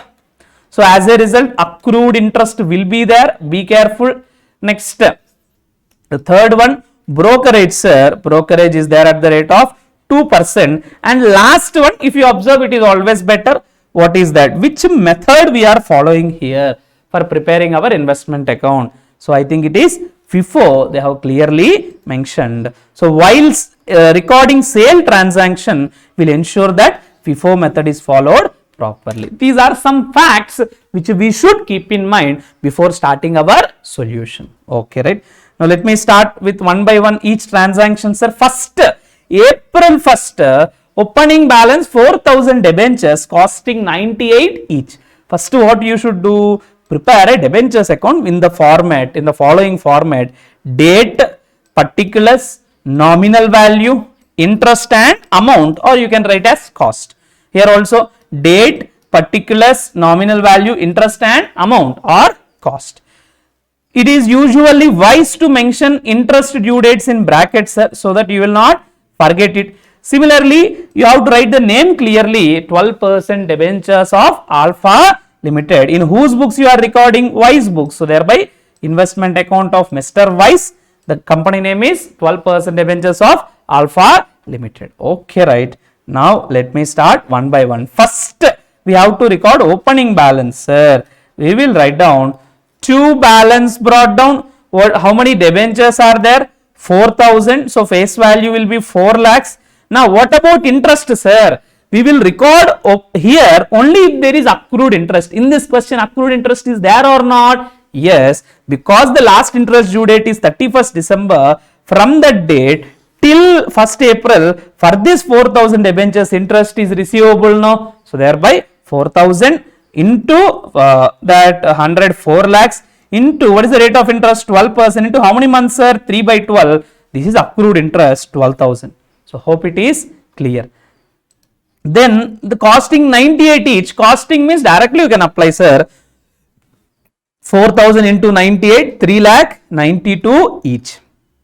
So hope it is clear. The first transaction. Next, 1/6. Sir, generally when you solve this debentures question, maybe better if you write that interest due dates where it will be there. Otherwise you will miss the flow. One is 30th June. That is after 1st June only, no. So here I will mention 30th June. Next, the other one is 31st December. So after this I will mention 31st December, so that we will not forget the interest, sir. Okay. Now anyway, let me start next. Purchased 2,000 debentures at 120 come interest. I think you know how to deal with this. First, 2,000 into 120, we will write the value, sir. So which is what? 2000 into 120, I think they have not, they have written, sir, 2,40,000. Now this is transaction value, but you know, whenever there is brokerage, now if we are purchasing, brokerage will be added. If we are selling, to that extent, we will get the reduced proceeds. So I will add the brokerage. As a result, this is the total cost for me. From this, what I should reduce, sir? Because it is come interest. Interest is not a cost for me because I am going to get back once again at the interest due date. So I should reduce the interest. How, sir? 2 lakhs into, what is the rate of interest? 12% into how many months, sir? Last interest due date to the date of transaction. That is the computation, sir, always. Whatever is the place, you will observe only these two due dates. What is that? First one is the last interest due date. You will observe that. Then next you will observe the transaction date. For these difference only, you will compute the interest, sir. So how many months here? Last interest due date is 31st December. Here it is 1st June. So 5 months. So interest is 10,000. You will get purchase cost as 2,34,800. You will record 2 lakhs here, 2,34,800 here. Interest we will write separately. It is not part of your cost. But payment will be done or not? Yes. Okay, right. Next. After 1st June, I have said you 30th June we have to pay the interest. So we will pay the interest. Of course, sorry, we are not company, we are investors. We will receive the interest for how many debentures? All the existing debentures. So I will write on 30th June by bank 6 lakhs into 6%. Of course, how 6%, sir? Because it is for 6 months. 12% into 6 by 12. So thereby 6%. So thereby 36,000. This is for receipt of interest. Next, once 30th June is complete, next what is the entry? 19, sir. Sold debentures 3,000. How many debentures, sir? 3,000. Sale value we can find, sir. How? From this, first you will reduce interest, then you will reduce brokerage. I am showing here, sir. Now sale value is 3 lakh into 3,000 into 110, 3 lakh 30. From this we have to reduce brokerage of 2%. Then we have to reduce the interest, sir. Brokerage always on transaction value. Please remember that, whether it is come interest or ex interest. Hence on 3 lakh 30 only we have applied 2%. So it is 6,600. Then we will get the net of brokerage, but interest also to be reduced. How many months, sir? What is the date? 19. What is the last interest due date? 30th June. So July, yes, 2 months. So thereby 3 lakhs into 12% into 2 by 12. So it is 6,000 reduction. This is the sale value. If you reduce this, maybe 3 lakh 17,400 is the sale value. But what is the cost? How do you find? Because it is FIFO, 3,000 means definitely out of first 4,000 only. So thereby for 4,000 it is 3 lakh 92. Now we will simply compute for 3,000 how many? So 3 lakh 92 into 3,000 by 4,000. Cost is 2 lakh 94. As a result we get a profit of sale of 23,400. We will record the same. By bank we will receive the interest here. Here we will write only the sale value. Here we will mention the profit on sale. Hope you understand. Next, once again on 112 another sale was there, this time ex interest. So sale value is very clear, 2 lakh into 105, 2 lakh 10,000. We will simply reduce the brokerage. So from 2 lakh 10,000 if we reduce the brokerage, what is the sale value, sir? 2 lakh 5,800. What is the cost? Now when I say 2,000 debentures, because it is FIFO, 1,000 might be related to first debentures, 1,000 into 98.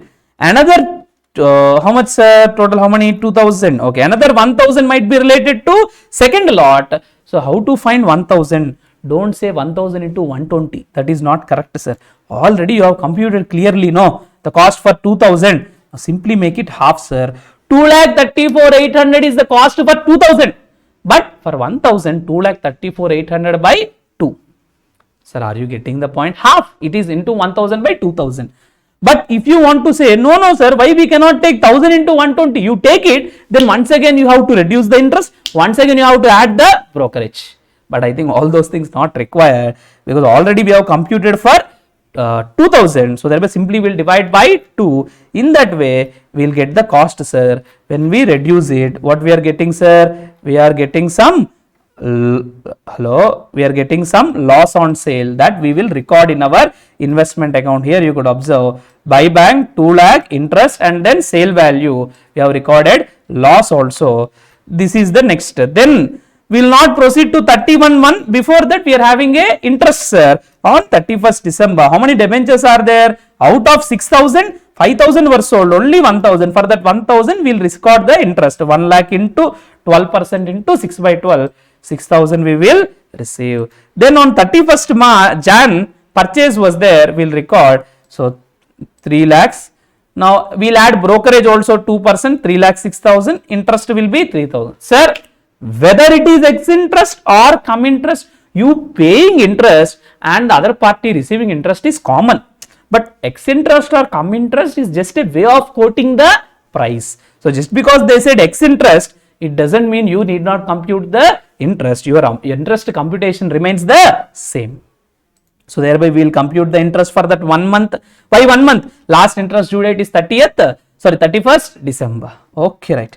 Once we complete this, the last one they have given closing, sir. How to close the year? Now before closing, remember one thing, when we are closing, here also accrued interest will be there at the year ending, because for these 3 months on this 1,000 plus 3,000, 4,000 debentures, interest is not paid, no. So thereby once again you will get an accrued interest of 12,000. Now how to close this, sir? Very simple. How many debentures are there totally? 1,000 already left plus 3,000, total 4,000. How do we compute cost, sir? Very simple. Cost of here 1,000 is 2,34,800 by 2, 1,17,400. Another 3,000 we know directly 3,06,000. So total 4,23,400 is the cost. Market value they have only mentioned 105 each. So 4,000 into 105, 4,20,000. Which is lower, sir? Market value or cost? Market value is only lower. Hence we are recording at market value, because till now we have recorded at 4,23,400 and now we are recording at 4,20,000. Decline is there, no? This decline where we should charge, sir? P&L only. So we will write here in the answer, by balance carried down 4,20,000, that 3,400 we will write down to P&L. The balancing figure in interest column will transfer to P&L, because that is the real interest earned for the year. In this way we will prepare the investment accounts. So hope everybody have understood. Sir, this chapter purely require practice only, but the first level basic question only I think everybody have understood. Okay, right. So totally 9 questions are completed, sir. Now let me start with this question number 10. This is relating to insurance claims. Okay, let me start reading. A fire occurred in the premises of Messrs. Star and Sons on 21st March 2020. The concern had taken insurance policy of 70,000 which was subjected to average clause. From the books of accounts, the following particulars are available relating to the period 1st April 2019 to March 21st 2020. Okay, now what was the information available? They have given some details, sir. At the end what they are asking, you are required to compute the calculate the amount of claim to be lodged to the insurance company. So that is what they are asking, sir. Now let me tell you one thing. Throughout our insurance claims chapter, we focus on 2 things, sir. One, loss of stock. The other one, loss of profits. Now these are which model, sir? These are relating to loss of stock.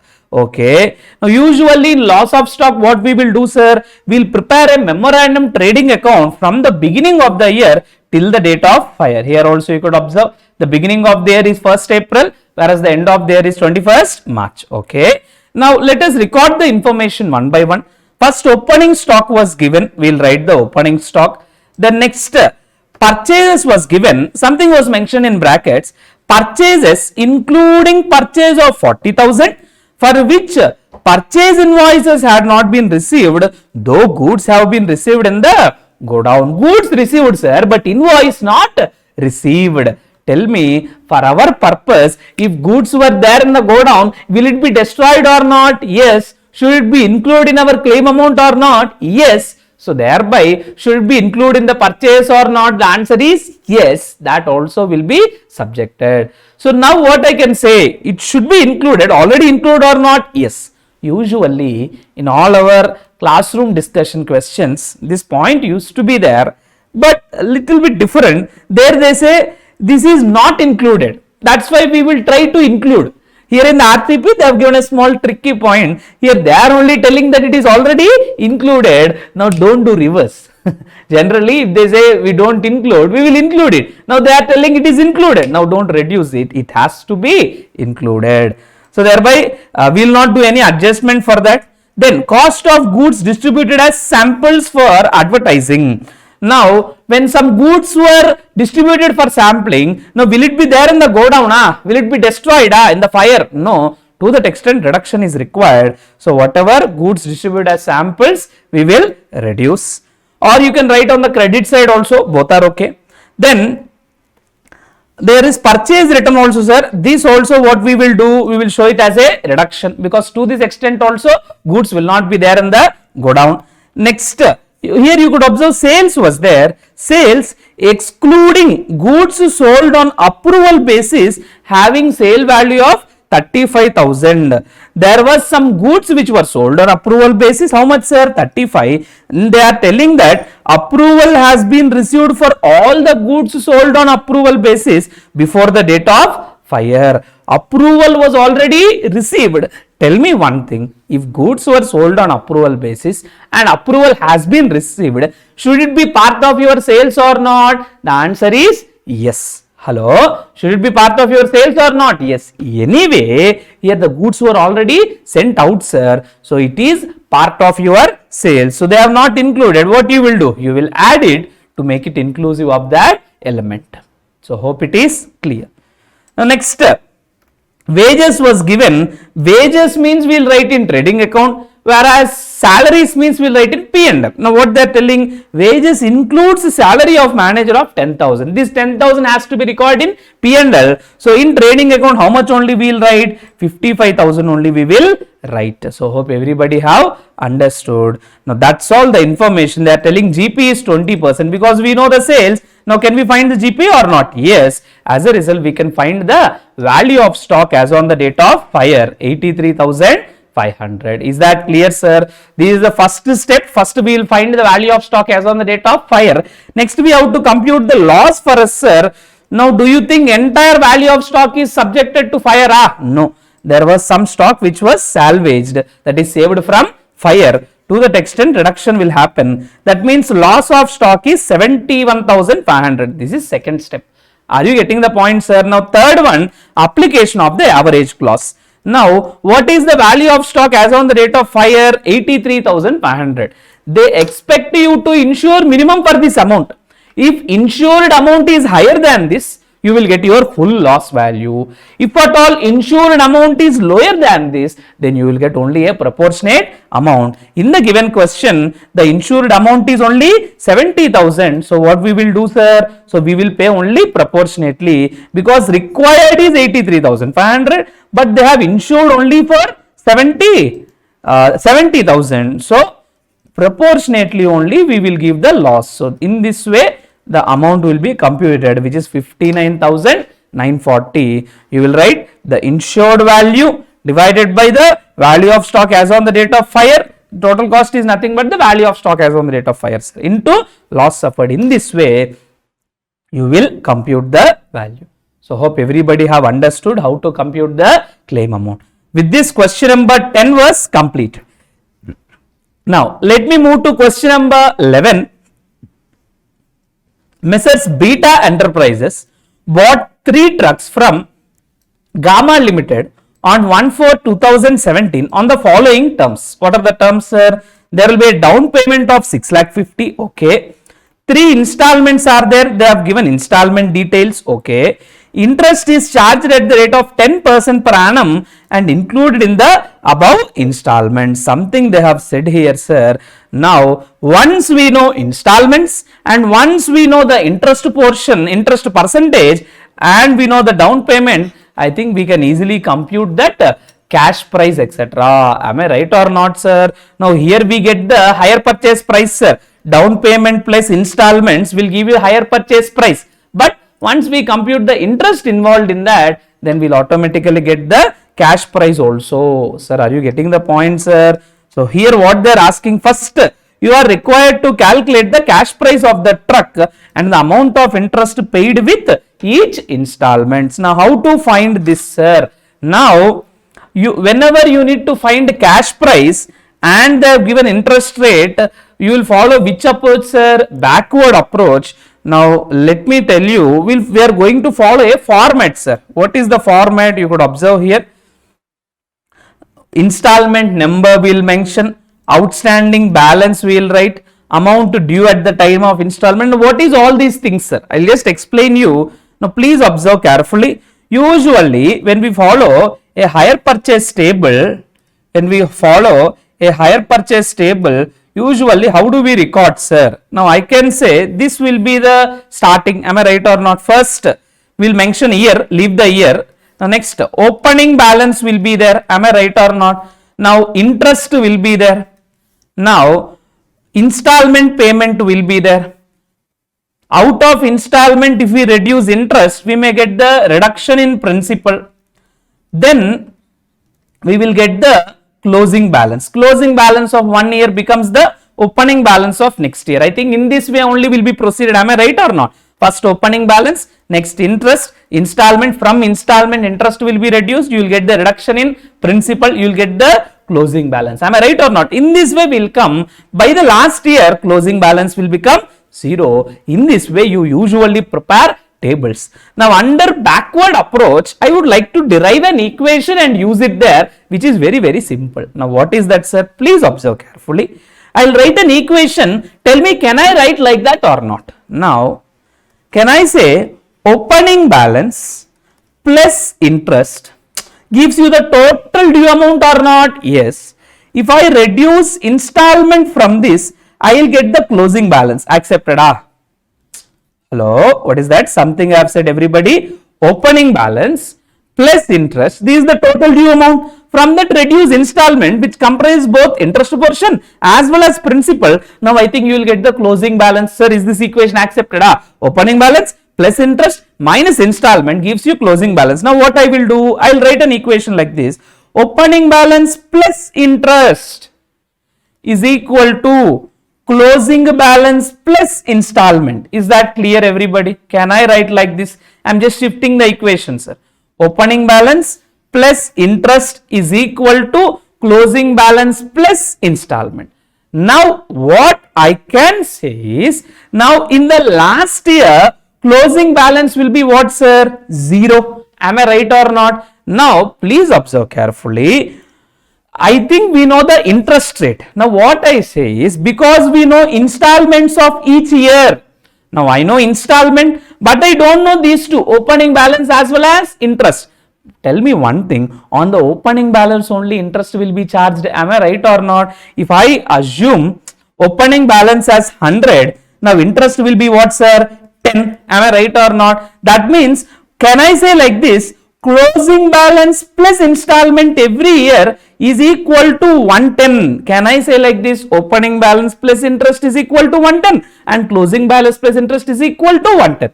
Sir, are you getting the point? I am writing opening balance plus interest is equal to closing balance plus installment. Now what we are going to do? Come to the last year. In the last year closing balance will be nil. We know the installment or not? Yes. Now these two together gives you the total due amounts, sir, nothing but 3,30,000. I say this is 3,30,000, sir. This is equal to 110. Now find the 110. You will get the opening balance, that is 3,30,000. Have you understood, sir? 3,30,000 is equal to 110. So thereby 100 is 3 lakhs. This is 30. What is this 3 lakhs, sir? That means the opening balance in the last year.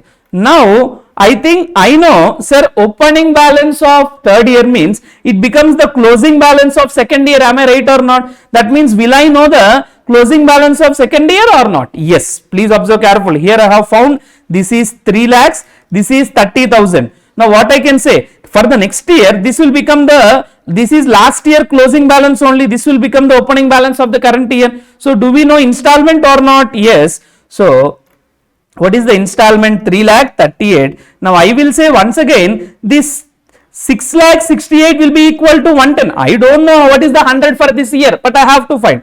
Now 6,38,000 will be equal to 110. Now into 100 by 110 gives you 5,80,000. The 10 is 58,000. In this way, we can find the values 5,80,000 plus 58. Now this will become what, sir? Opening balance of second year means closing balance of the first year. 5,80,000 plus the first year installment, you can apply once again 3,55,000. Once again this should be equal to what, sir? 110. Once again you can apportion it as 110. In that way we can find the opening balance at the beginning of the year 1. For that you have to add this down payment, because down payment is paid at year 0 only. Then you will get your cash price. Hope everybody have understood. First you find the closing balance, for that add installment, make it equal to find that outstanding balance. This you assume as equal to 110, you divide into 110 every year.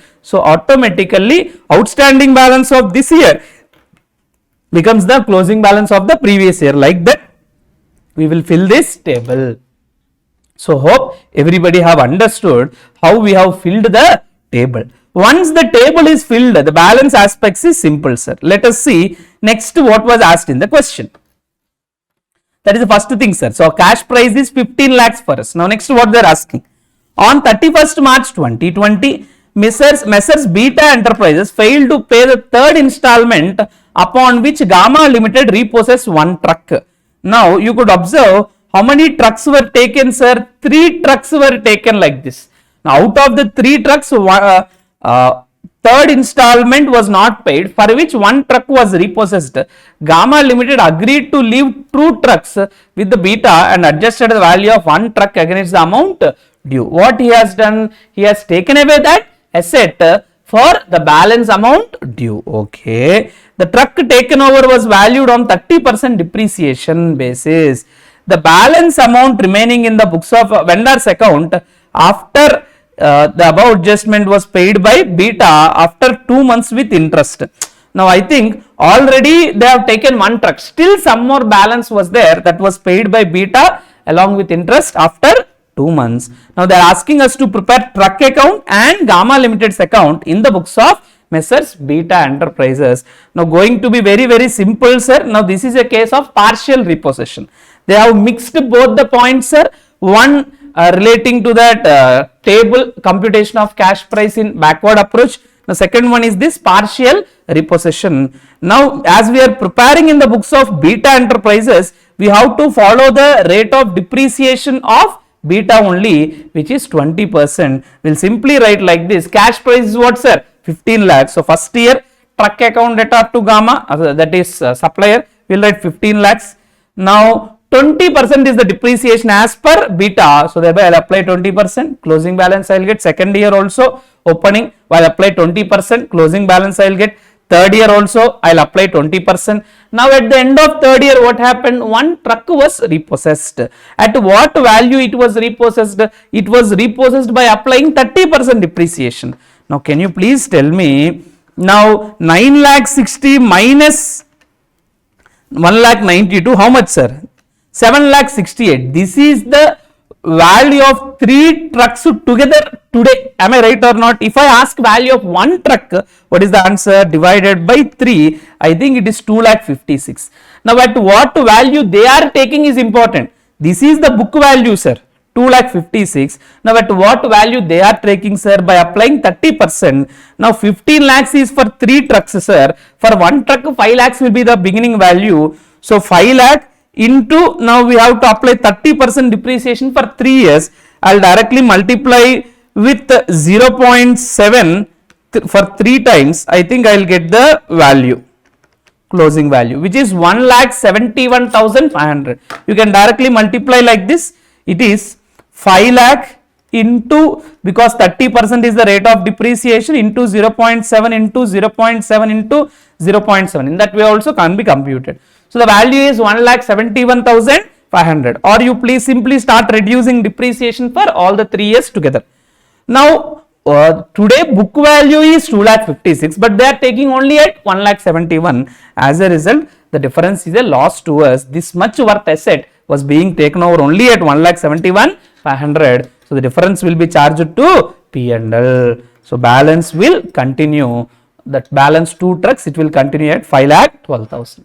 So hope everybody is clear with respect to truck account. Now gamma account is just similar to your maybe box ledger account, similar to your cash price computation, where we found every year what is the balance at the end of each year.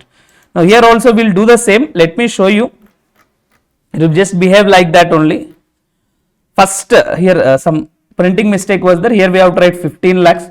Opening balance plus interest at the rate of, now this is opening balance. From this down payment you have to reduce, then opening balance will be 8,50,000, on that interest will be 85,000.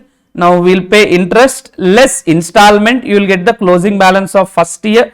This is opening balance of next year, add interest, from that reduce the installment, you will get the closing. Once again this becomes opening, add interest, reduce the installment amount, you will get the closing. Now this is the amount due, sir. This is the amount due after reducing the truck value also, because total due after second year is 3,30,000. Already truck was taken. So 1,71,500 reduced, still how much is payable? 1,58,000. They are telling this is settled after 2 months at the interest rate of 18%. So thereby we have recorded the interest and we have settled the gamma account also. So hope everybody have understood what was given in the question. Okay, right. So with this we are closing question number 11 also. Hope everybody have understood. Right, next. Departmental accounts, sir. Another simple question. P Limited has 2 departments. From the following particulars, you are required to prepare departmental trading account and combined trading and P&L account for the year. Now, when you prepare combined trading and P&L, maybe you have to compute that stock reserve also, sir. Okay, let me start reading. Now, 2 departments are there: XY, opening stock, purchases, carriage inwards, wages, sales, everything is given. Then there were some purchased goods transferred from Y to X, then from X to Y. Similarly, finished goods were also transferred from Y to X, X to Y. Then return of finished goods. Okay. Then closing stock information was also given. Purchased goods have been transferred mutually at their respective departmental purchase cost and finished goods at respective departmental market prices. Now why they are telling, sir? Because purchased goods were transferred at cost, will there be any unrealized profit in the case of closing stock of purchased goods, sir? No, the unrealized profit only will lie in the case of closing stock of finished goods. And what they are telling, 20% of the finished goods at each department represents the finished goods received from others. That means for computing our stock reserve also they are telling, out of the 60,000, 20%, that means 12,000 received from Y. Here out of this 20,000, that means 7,000 received from X. So on this we have to apply their corresponding profit percentages of the transfer department and reduce this as a stock reserve. This is the unrealized profit existing in the closing stock. It has to be eliminated in the combined trading and P&L account. First, we have to prepare departmental trading and P&L. For that, what we will do, sir? Simply record all these items, sir. We will record opening stock, we will record purchases, we will record wages, we will record sales, we will record carriage inwards. Simply copy paste and write all these 5 items. Next, you could observe purchased goods transferred by Y to X. Sir, to record all these 6 transactions, purchased goods, finished goods, return, I will just tell you one small technique. Now, transferee department should be debited, transferor department should be credited. To that extent only you remember something I have said. What I have said? Transferee department. Now, if goods were transferred by Y to X, who is the transferee? X. So, debit X, credit y for the same value. Similarly, here from x to y, who is the transferee? Y. So debit to y 24, credit to x 24. Now similarly, finished goods transferred by y to x, who is transferee? X. Debit x by 80, credit y by 80. Transferee should be debited, transferor should be credited.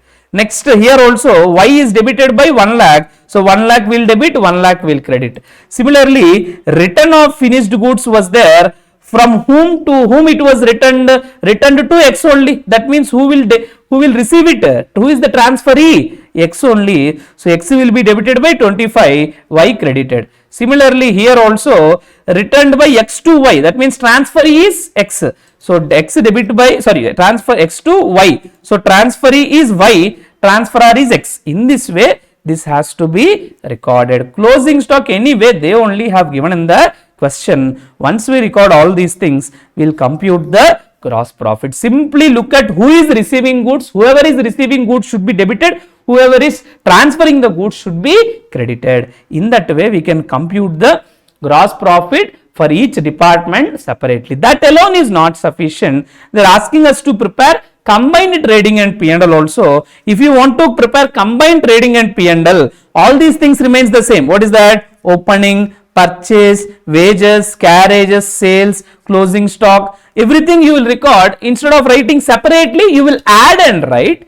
Only thing is, internal transfers not required, sir. All these 6 points not required if you are preparing what, sir?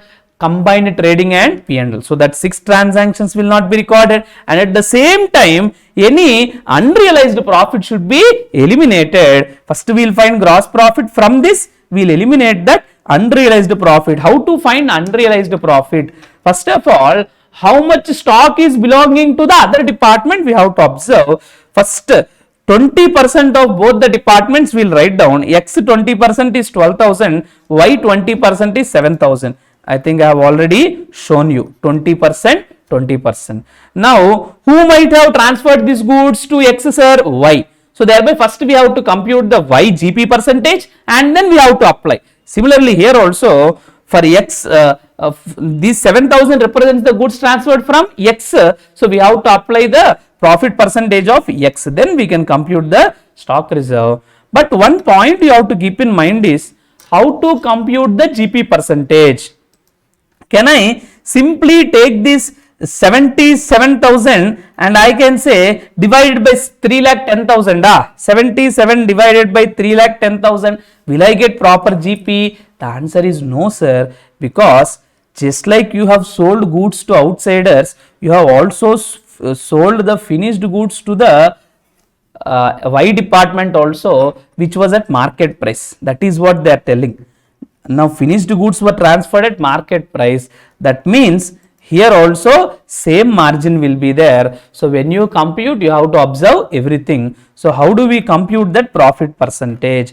It is your outside sales, because the sales was done to other departments also at market price. Add it, that sales return has to be reduced. I think it is given clearly in the question. How much we have transferred?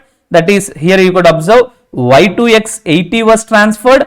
Now return from X to Y you could observe 17. So we will add 80 and reduce 17 for Y. Similarly for X also, X transferred 1 lakh but returned by Y how much, sir? 25. So thereby 1 lakh minus 25, 75 has to be added. In this way you will get the net sales, because these sales are also done at market price. Now it is wise to add these sales also to the existing outside sales, then only we will get the proper sales. Now you multiply the GP divided by sales into 100, you will get the proper GP percentage. 12,000 is the Y department's sale, so thereby you will apply the profit percentage of Y. 7,000 is from X department, sir, so thereby that means these are the goods transferred by department X, so you will apply profit percentage of X. In that way you will compute stock reserve amount. This only you will record in your combined trading and P&L. Once you debit that, you will get the balance amount as the net profit. So hope everybody have understood. Okay, right. So with this, departmental accounts question also completed. Right now, next, let me proceed further, sir. Next, we are having two more normal chapters related questions, sir. One is accounting for branches. The other one is accounts from incomplete records. Now, let me start with this branch. Mr. Chennaswamy of Chennai trades in refined oil and ghee. Okay, there is a person in Chennai. He is trading in refined oil and ghee. It has a branch at Salem. Okay, now he dispatches 30 tins of refined oil at the rate of 1500 per tin and 20 tins of ghee at the rate of 5000 per month, 5000 per tin on 1st of every month. Every month, for doing business in that branch, he is sending some refined oil, he is sending some ghee also. Okay. The branch has incurred an expenditure of 45,890, which is met out of its collections. Who is meeting this expenditure? Branch only out of its collections. Okay. This is in addition to the expenditure directly paid by head office. That means head office will directly incur some expenditure. In addition to that, branch is also incurring some expense. Okay. Then the following are the other details. Okay. Let us see what are the details they have given. Purchases information given, direct expenses given, expenses paid by head office given, sales information is given, collection and remittance was also given. Okay, right. Next, they have given various stock, that means assets details also they have given for Chennai head office, opening and closing. Similarly, for branch also they have given both opening and closing. Right. Now, additional information. Now, addition to building, they have given some other extra information also. Okay. Now, what they are asking, sir, ultimately, you are requested to prepare branch account in the head office books and also prepare Chennaswamy's trading and P&L excluding branch transactions for the year ended 31st March 2021. Now, what they are asking, sir? Simply in the head office books itself, they are asking branch account, that is branch performance they want to know. Similarly, head office performance also they want to know. Here, because everything we are recording in head office books itself, we can assume this question is relating to dependent branches. Actually, not required, sir. We need not analyze. They are simply asking branch account. But we usually, when we prepare only branch account, sir, usually in the case of debtors method. Now, in the case of dependent branches, in debtors method, we prepare only branch account to analyze the profit or loss. Am I right or not? Here also, they are asking only branch account. And similarly, trading and P&L for head office. So, it clearly indicates that they might be following what's a debtors method. Under debtors method, by using that single account only, we find entire profit or loss. Now, they are asking us to find profit or loss of the branch. They are asking us to prepare trading and P&L for the head office also. For head office in the normal way, for branch by preparing a branch account. This is what they are asking. Now, let us start preparing, sir. First, what we will do, we will prepare a branch account. Okay. So, let me explain you how we will prepare the branch account under that debtors method. What we will do, sir, we will write the list of opening assets and liabilities. We will write the list of closing assets. That is what we will do. Let me show you, sir, here in Salem branch in the books of Mr. Chennaswamy. First, we will write the list of opening assets, opening stock they have written, ghee and refined oil, debtors, cash in hand, furniture and fixtures. Sir, all these 5 values are exactly the same what was given here. So, hope it is clear. All opening values are recorded. All closing also they have recorded. What are all the closings, sir? Now, these 2 they were given in the question, furnitures and fittings. These 3 was given. Now, these 2 were not given. What are the 2 which was not given, sir? One is sundry debtors, the other one is cash in hand. Hello, what is that? So, 2 things were not given, sir, which we have to find. To find debtors closing balance, we have to prepare what, sir? Debtors account. To find cash balance, we have to prepare cash and bank. Now, both are relating to branch only. Okay. Now let us write the opening balances at least, so that whenever there is some information, we'll incorporate and find the closing balance later on. What are the opening balances, sir? Debtors is 1,80,000, to balance brought down 1,80,000, we know it. Similarly, what was given in the question, sir?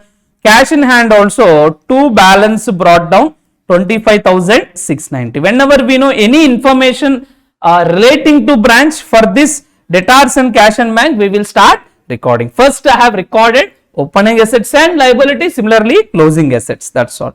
Now let me start reading the question one by one.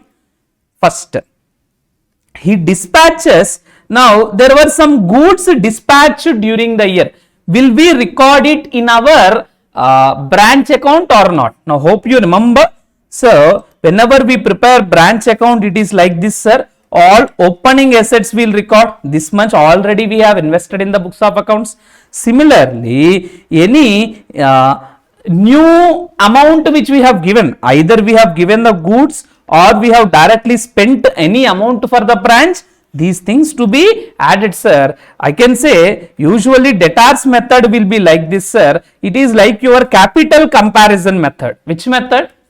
Capital comparison method. Under capital comparison method, what you will do, sir? It is opening capital plus additional capital minus any drawings minus closing capital gives you net profit. Am I right or not? I am telling you something, sir. Under that, let me write down here. This is like closing capital. This is opening capital. This is drawings. This is additional capital. Let me tell you, under capital comparison method, how you will do, sir? Closing capital, you will add drawings, you will reduce additional capital, you will reduce opening capital. In that way only we will find the profit. Am I right or not? Exactly the same. We have already recorded opening and closing. Now we are trying to record any drawings or additional capital. Whatever goods you give to your branch or whatever amount you pay for your branch is just like a additional capital, will record here. Now drawings means it's just any you giving back to the head officer, maybe amount goods returned, or maybe we can say any cash returned. Now all these things will be part of your drawings. I think in the given question, so we know the goods dispatched details. Now we will record, because every month they are telling like this, we will record the goods sent to branch separately for refined oil as well as ghee. And they have given one information that head office itself is paying some amount for branch. How much, sir? 76. This is also like an investment only. That also we will record. So hope it is clear.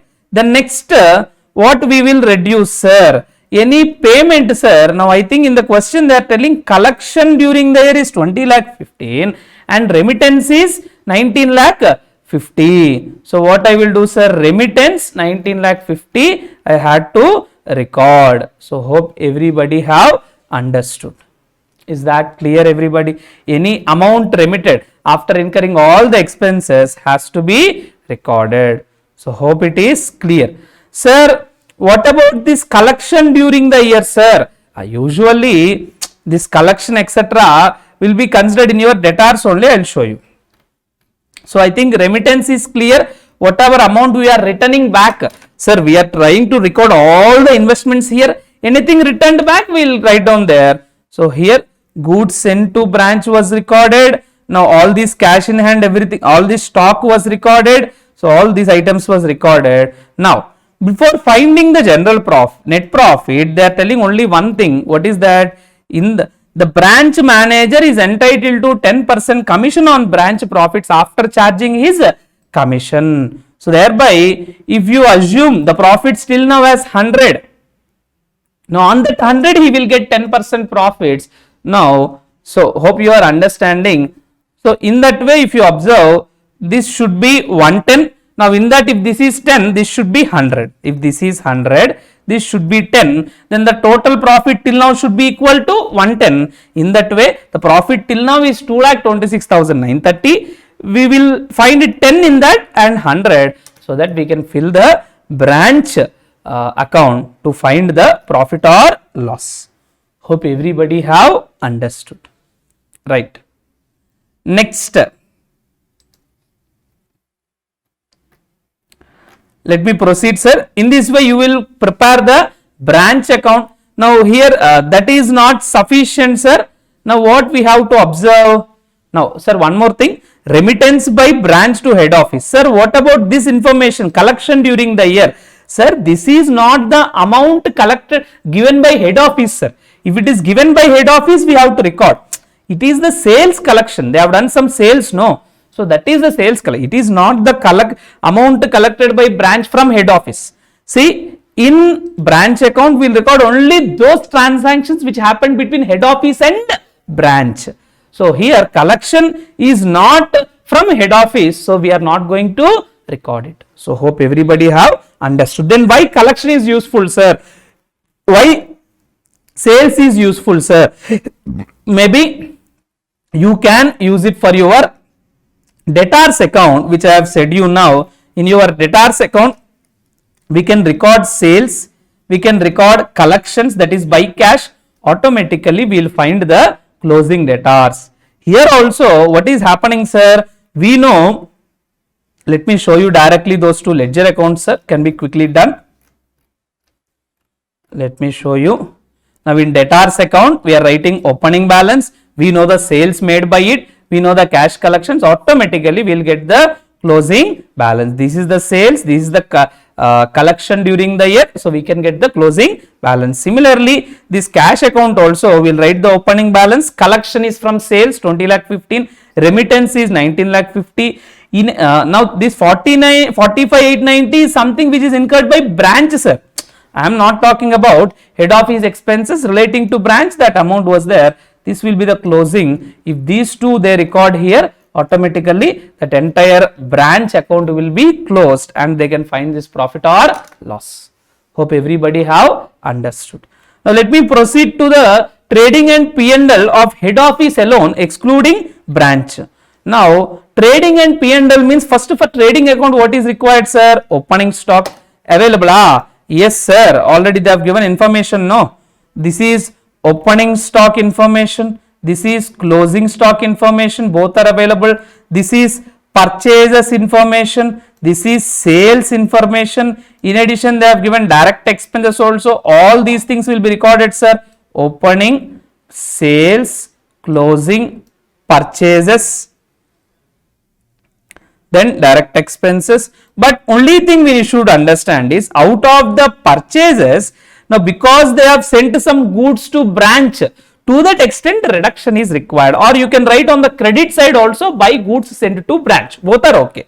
So either you can show it as a reduction, or in the credit side buy goods sent to branch. To that extent we will reduce, then we will get the GP, sir. Once we know the GP, then we can write the balance issues here. Now out of the gross profit, what are all the various expenses we are having? Maybe they are telling some expenses first. They are talking about addition to building on 1/4, okay, the rate of depreciation, furnitures and fixtures 10%, building at the rate of 5%. So you have to apply the depreciation, sir. But anyway, what they are telling, sir, this is already adjusted in the above figure. That means whatever values are shown here, 31st March 2021, it is after adjusting the depreciation. That means we can easily find the difference, sir. Furniture and fixtures, the difference between opening and closing gives you the depreciation. Whereas in the case of building, because they have said there was some acquisition, 5,10,800 plus 2,41,600 minus that closing only will give you the depreciation for building. We will record the depreciation in that way. Simply observe opening and closing. But in the case of building, because there was a purchase, I am adding the purchase and then comparing with the closing to find the depreciation. Hope everybody have understood. Next, they have said general expense is there, we will record general expenses also. Manager's salary is there, 20,000 per month, that also recorded. Once we record all these things and we record that branch profit, because branch profit will be transferred to whom, sir? Head office only, just like another income. So we will write branch profit, then we will get overall net profit. So hope everybody have understood how to prepare the trading and P&L for the head office alone, excluding the branch transactions. Hope the discussion is clear. With this, Question number 13 also was completed. Now let us move to the last question, which is based on this what I can say normal chapters. From next question onwards, it is based on the standards only, sir, accounting standards. Now first let me start with this question. The following is the balance sheet of Mr. Kumar as on 31st March 2020. Okay, they have given some information: capital account, sundry creditors for purchases, machinery, furniture, stock, debtors, cash in hand, cash at bank. Riots occurred, that means some strike, etc., some struggles, and fire broke out in the evening of 31st March 2021, destroying the books of accounts and furniture. The cash available in the cash box was stolen. Okay, now what you should find, the trader is giving some information. Now we have to prepare a trading P&L and balance sheet. Now whatever cash is stolen, what we will do, sir? It will once reduce from the cash balance, the other one P&L balance will reduce. On the asset side, cash balance will reduce. On the liability side, P&L will reduce. That is the accounting treatment. Okay. So they have given some information. We need to prepare trading P&L as well as balance sheet. Now what I will do is, now it is not easy to prepare entire balance sheet trading, sir, with the limited time we are having. What I will do is, I will prepare just the main accounts which is required for us: debtors, creditors, cash and bank. Of course, for filling this, because it is two columns, cash as well as bank, separate treatments are required. Cash and bank. I am not going to fill all the transactions, sir, but at least debtors and creditors I will try to fill. Right, next, because if I just show the solution, you may not understand it well. So to the extent possible, I will try to fill it directly from the question. So please observe, sir. First, what is given? Now always record the debtors and creditors, sir. Debtors opening balance 1,45,000. I will record two balance brought down 1,45,000. Now creditors also they have given by balance brought down something, they have given 60,000. Okay. Now next, any information which they have given, sir? No. Let us start reading one by one. The trader gives you following information: sales are 25% for cash and the balance on credit. His total sales for the year ended on 31st March 2021 were 25% higher than the previous year. First, what we should find? We should find the previous year sales, then increase by 25% and find current year sales. Hello, are you getting the point? First find previous year sales, increase by 25%, then you find current year. In the current year, once again you divide into 25% cash and 75% credit. Okay. All the sales and purchases of the goods were evenly spread throughout the year. Now they have given terms of credit: debtors 2 months and creditors 1 month. Now what does this terms of credit indicate, sir? Now I can tell you one thing. First of all, when they say debtors 2 months, what does that indicate, sir? That means 2 months sales might not have been recovered. Am I right or not? Hello, something I am telling. If debtors is 2 months, what does that mean, sir? In the year, suppose some item was sold in December. By March it will be recovered or not? Yes. An item was sold in Jan. By March will it be recovered or not? Yes. Some item was sold in Feb. Will it be recovered? No. An item was sold in March. Will it be recovered in March itself? No. In other words, if usually debtors is 2 months, it might be which 2 months sales, sir? It might be Feb and March. In other words, usually that last 2 months sales only might be the debtors. Assuming that because 2 months period is completed for others, you might have collected. So similarly, if I say creditors 1 month, what does that mean? March month purchases we might not have paid. March month purchase alone is the creditor. But we don't know exact sales and purchases, no. But they are telling sales and purchases were recorded evenly. That means if we know total sales, what we will do? Total credit sales into 2 by 12 gives you the debtors. Have you understood?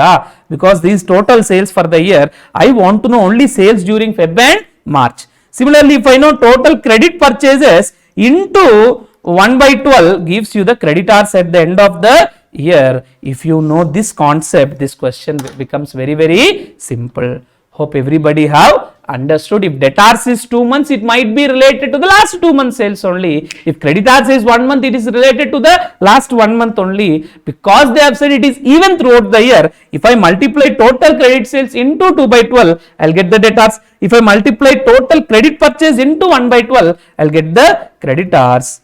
But tell me one thing, when we know opening debtors and opening creditors, I think we can find the last year sales, no? Using this, can we find last year sales? Yes. Yes, sir. Because credit sales into 2 by 12 gives you 1,45,000, no? That means, can you find last year credit sales? Yes. That means 1,45,000 into 6. Somewhere I think it is 8,70,000. Then this is 75%. The same percentages you can apply and find, sir. Let me show you what will be the values. So 1,45,000, this is equal to 2 months. So thereby total credit sales is 8,70,000. This is equal to 75%. Cash sales is 25. So thereby this is total sales of the last year. Now add 25%. You will get the current year total sales. Once again you can subdivide. This is cash sale. This is credit sale. In that way we can find the sales. Is that clear? Even purchase also can be found. 14,50,000 is the sales is 14,50,000 for the current year. Gross profit. Now, what they are telling, I have understood. Now, let me show you. In the question, one more point is there, that stock level was maintained at 25,000 all throughout the year. What is opening stock? 25. They are telling till the end also stock value is 25. That means if you prepare trading account, opening stock is 25. Closing stock is 25. You know the sales, buy sales 14,50,000. 14,50,000 only, we have found now itself, sir. Buy sales, we have found now itself. It is 14,50,000. Now we know GP also. GP percentage is how much, sir? Given in the question only, GP percentage is 25%. A steady GP of 25% was expected. So thereby, if I apply GP, it is 3,62,500. I will write 2 GP 3,62,500. In this way, can we find the purchases or not? Yes, we can find the purchase as a balancing figure. So hope everybody have understood. So total purchase will be equal to 10,87,500. But be very clear, sir. This is total purchases. They have said. Some more information. Creditors are paid by check except for cash purchases of 60,000. There is some cash purchase of 60. The balance is credit purchase. So out of this 10,87,500, 60,000 is cash purchase. Balance is credit. So that means balance amount if we multiply with 1 by 12, we will get the creditors for the year. Closing balance 85,625. So hope everybody have understood. In this way, I think creditors closing balance can be found. Hello. What is that? Creditors closing balance. Similarly, you have found now purchases for the year also, now by credit purchases.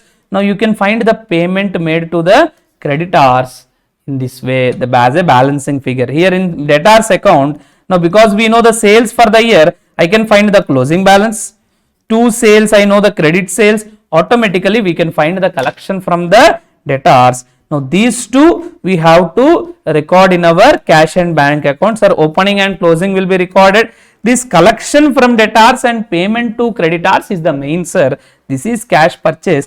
Once you are able to fill this in cash and bank, the rest of the things are simple. Whatever they have given, please copy it. Business expenses, traveling expenses, machinery, then drawings, introduction of additional capital. You please record at the corresponding places addition to machinery, drawings, etc. Once you fill like that, additional capital mistake was there, I think. It should be only something 25,000, I think, somewhere. Now please understand there was a mistake in the solution. Now Once you apply properly, you will get the value, sir. One or two mistakes was there. Please observe the solution carefully. But I can say finding these things are main, sir. Now, instead of preparing creditors account and debtors account, they have given in the form of a statement.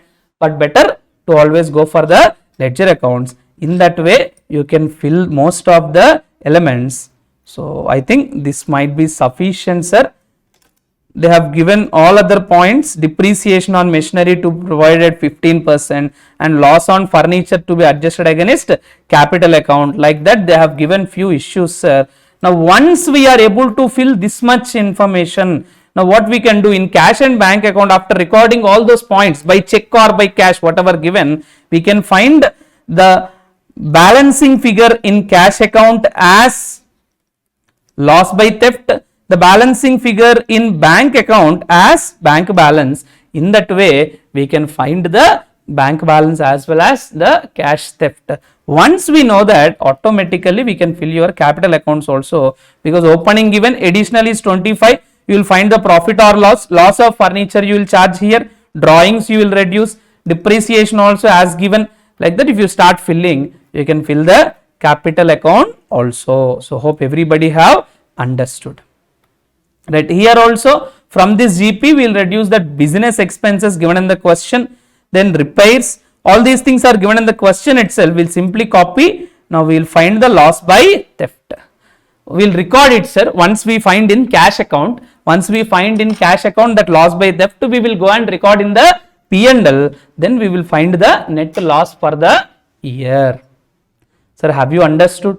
Mainly, first thing is application of that term, that is credit period debtors and creditors is required. Second thing, you should know what was the balancing figures that you will get. Once you prepare that cash and bank account, there you will get this loss by theft as a balancing figure. This you should come and record in your P&L. Then you will find the net profit or loss, which you have to adjust against the capital account. The balance are simple application only. So, hope everybody have understood. With this, all the normal chapter questions are completed. Okay, now let us continue the last part of this RTP. Let us complete that standards related questions. Okay, right. First, the question is based on framework. Summarized balance sheet of cloth trader as on 31st March 2020 is given. They have given some information. Okay. Now, additional information also given. Ultimately, what they require, you are required to prepare the P&L and balance sheet, assuming this is not a going concern. Now, there are various adjustments, sir. Let me discuss all these adjustments with you one by one. If it is not a going concern, how we are going to record. Now, let me start. First, they are talking about fixed assets. Look at the fixed assets balance 3,60,000. Now, what they are telling, sir, the remaining life of fixed asset is 8 years. The pattern of use of the asset is even. NRV of the fixed asset as on 31st March 21 was 3,25,000. Now, if you observe, at what value we will record, sir? Now, we will record at cost, NRV. Usually, we record only at cost. Now, because the entity is no more going concern, we have to record the fixed asset at NRV. As a result, for the difference, we have to provide that charge to P&L. So, in P&L, we provide the balance difference 35,000 as a depreciation. So, hope it is clear to you all. Suppose it is not if it is going concern, then we will simply divide 3,60,000 by 8 years. Because we are not telling it's a going concern, we have to record at NRV. The difference only we have charged to P&L. Purchase and sales will be common, sir, whether it is going concern or not a going concern, we will record normally. Then cost or NRV, cost and NRV is given for stock. Usually we follow whichever is lower if it is a going concern. Because it's not a going concern, we simply record at the NRV, both in the balance sheet as well as trading and P&L. Next, expenses for the year amounted to 78,000, which includes interest on loan. There was one loan in the question, including that there was some expenses. That is common, sir. Expenses doesn't change whether you are a going concern or not a going concern. That is as usual. Then deferred expenses have to be amortized equally over 5 years. If you continue, you can amortize, sir, because we feel that it is no more a going concern, entire amount has to be charged to P&L only in the current year. So we will debit entire 50,000 only to the current year P&L. In balance sheet will become nil, deferred costs. Okay. The next trade receivables on 31/3/21 were 1,50,000, of which 5,000 is doubtful. Collection of another 25,000 depends on successful reinstallation of the certain product supplied to the customer. Hello, trade receivable value is 1,50,000, sir. 5,000 is doubtful. That means for 5,000 we will create the provision. Another 25,000, it depends on successful reinstallation. Sometimes installation may not be done properly for our products. Only when proper reinstallation is done, then they will give the money properly. Here we are feeling because some installation was not done properly, some 25,000 was pending. When this you will get back, sir? Only on successful reinstallation. When the company is no more going concern, it will not think of all these reinstallations, etc., sir. So usually the 25 also we will reduce as provision if it is not a going concern. If it is a going concern, we will definitely do that installation and we will definitely recover that 25. Now for the time being, not just 5, entire 30,000 will be considered as a provision and debtors will be shown at 1,50,000 less 30,000, 1,20,000. Next, trade payables are likely to be settled at a discount. Usually if we are a going concern, we don't anticipate any gains, sir. We don't anticipate any gains, but because now it is not a going concern, it's likely to be settled, so we can record that income, sir. So the discount of 10% we will record here, settlement discount. So here also we will write the value at NRV only. Next, there is an cash balance is given, that we will write normally, it will not have any change. Next, there is an early repayment penalty for the loan. Sir, normal loan value is 2,10,000. Sometimes if you pay early also, banks will charge penalty. Am I right or not? Because they expect interest over the period. Now suddenly if you pay back your money, they are losing interest. No, they have to give this loan to some other third party. Before they find the third party, they will lose the interest. So thereby, if you go for early repayment, penalty will be there. So thereby 2,10,000 plus 2,35,000 will be shown as a liability. The 25 is an extra expense for us because we are paying early. Why do you assume you are paying early? Because you are not a going concern. Everything you have to settle. Now, I think other than that, no other points are there. We have filled everything, I think, sir, except this capital and P&L. Capital you can record what is given in the question, sir. That opening capital you can record 3 lakhs. P&L, opening P&L plus current year profit. I think current year profit is 3,89,000. For that you add opening, you will get the closing P&L. Capital is same as opening balance. That's all. In this way, we will prepare a trading and P&L and balance sheet if it is not a going concern. Hope everybody have understood. Let me proceed to next question, sir. A company with a turnover of 225 crores and a borrowings of 51 crores during the year ended want to avail the exemptions in the adoption of the accounting standards. Simply they are talking about that SMC and non-SMC. Now hope you remember, sir, usually if it is non-corporate entities, the classification will be level 1, level 2, level 3, level 2, level 3, level 4 also. Now, hello, for non-corporate entities, the classification is level 1, 2, 3 and 4. If it is corporate entities, simply SMC and non-SMC. Whatever is there for level 1 only important. In level 1 we say 4 criteria, sir, 4 or 5 criteria. What is that? If it is listed or in the process of listing, if it is any bank, insurance company, banking company or financial institution, then turnover is greater than 250 crores, borrowings is greater than 50 crores or holding or subsidiary of the above. If any of this condition is satisfied, we call as level 1. Now, non-SMC also same, sir.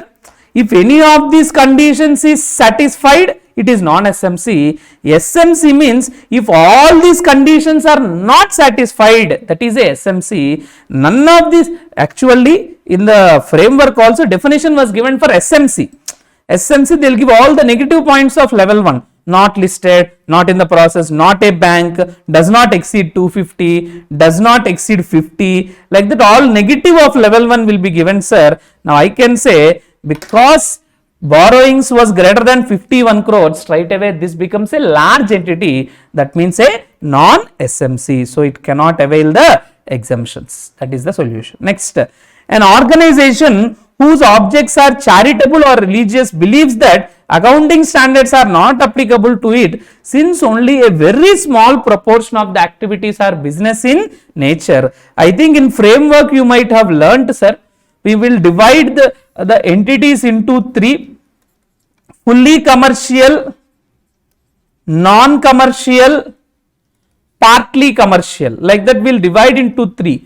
Only if you are fully non-commercial, then AS will not be applicable. Otherwise, in both the scenario, AS will be applicable. Now, whether the percentage is very, very lower also, standards will be applicable. Here they are telling it is very, very small proportion. It doesn't matter. Now, if accounting standards does not apply to enterprise on solely carrying on the activities which are not commercial. In other words, it is if it is fully non-commercial, example, collecting donations and giving them to flood affected people, like that only standards is not applicable. Even if a small proportion is business in nature, immediately standards will be applied to all its activities. This is one of the point of framework. Next, AS2 valuation of inventories. In determining the cost of inventories, it is appropriate to exclude certain costs and recognize them as expenses in the period in which they are incurred, provided such examples. Sir, in AS2 you might have learned there are some costs which are not to be considered as a part, like selling and distribution expenses, administration overheads. Now you could have selling and distribution, administration overhead, storage costs, abnormal loss. All these things are not part of AS2. Just to mention those 4, it is sufficient. Next, now you have to find the value of the stock by applying weighted average basis. I think you know right from childhood you do this question, sir. Purchase you will record at normal value. When I am when you sell these units cost you should know, no. So how you will record, sir? Now you will consider these units are issued on the basis of weighted average. Now I'll tell you. Now NRV is 107.5. You need to find value of inventory. Now how many units are left by the year end is important. Based on that we will proceed. Totally this is the purchase quantity. Sorry, this is the purchase quantity. This is sale quantity, issue quantity. Now we will observe the closing. We will apply the average. Total units purchased and total cost is this one. Now apply weighted average cost. Now what is weighted average? Now like this only, price into units, divided by total number of units gives you weighted average cost per unit. In that way you will find totally how many units are left in the go down. You could observe it is 30 plus 30 60 plus 20 80 minus here 60, 20 units are left, sir. So we find the weighted average cost and we apply multiply with that 20 to get the value of the closing stock. A very, very simple question. Next, another question is there. A Rohan Private Limited, a wholesaler in agricultural products, has valued the inventory on NRV basis on the ground that AS2 does not apply to inventory of agricultural products. Now please remember, in the exclusions there is one point relating to agricultural products, but that is for the producers, sir. Producers stock of livestock, agricultural products and mineral ores. Producer. Now who is a producer for agricultural good? Farmer. So any trader, that means wholesaler or retailer, for them AS2 will be applicable. AS2 exclusions will be applicable only to producers. That means farmers means AS2 is not applicable. Otherwise AS2 is applicable as usual. So hope it is clear. Next, in AS10 they have given some costs, sir. We need to identify whether it is part of the cost or not. I think we usually remember the divide the costs like this. One is purchase cost, that is purchase price, purchase cost. The other one is directly attributable cost. then decommissioning, restoration and other similar liabilities, and maybe there are some costs which are not to be considered. Usually purchase cost means purchase price, that is basic price, plus any non-refundable duties and taxes minus trade discount. Any other costs required to get it ready for use, now we will call as directly attributable cost. Present value of future removal is nothing but decommissioning, restoration and other similar costs. Now there will be some costs not to be considered. Now let us deal with each of these. Import duties, it is usually non-refundable, so thereby part of the cost, no problem. Second one, shipping costs, it's just like a freight charges, sir, it is a directly attributable cost to be considered. Next, insurance, once again required, directly attributable cost. Next, inauguration is after the asset is ready for use, sir. So it is not required, it is not part of your purchase price, it is not directly attributable cost also, it is incurred after the asset is ready for use, so thereby it is not a part of the cost. Professional fees charged by consulting engineer for installation, directly attributable costs. Advertising and promotional, these also after the asset is ready for use. Administration and general overheads will not be part of any particular asset. Site preparation always part, it's a directly attributable cost. These three are not part, sir, because these three are not required to get the asset ready for use. Now the other points are required. The first one is part of purchase price, the other one are directly attributable costs. So hope it is clear. Next, let me move to AS11. Kumar Limited borrowed US $3 lakh on 31/12/2020, which will be repaid as on 30th June. Okay. Kumar Limited prepares its financial statements ending on 31st March.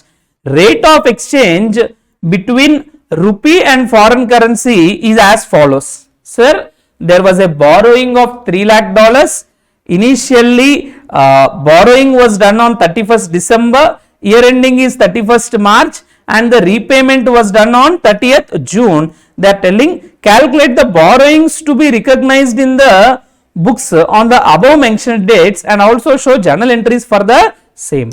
So tell me one thing. Now we have got one principle. What is that?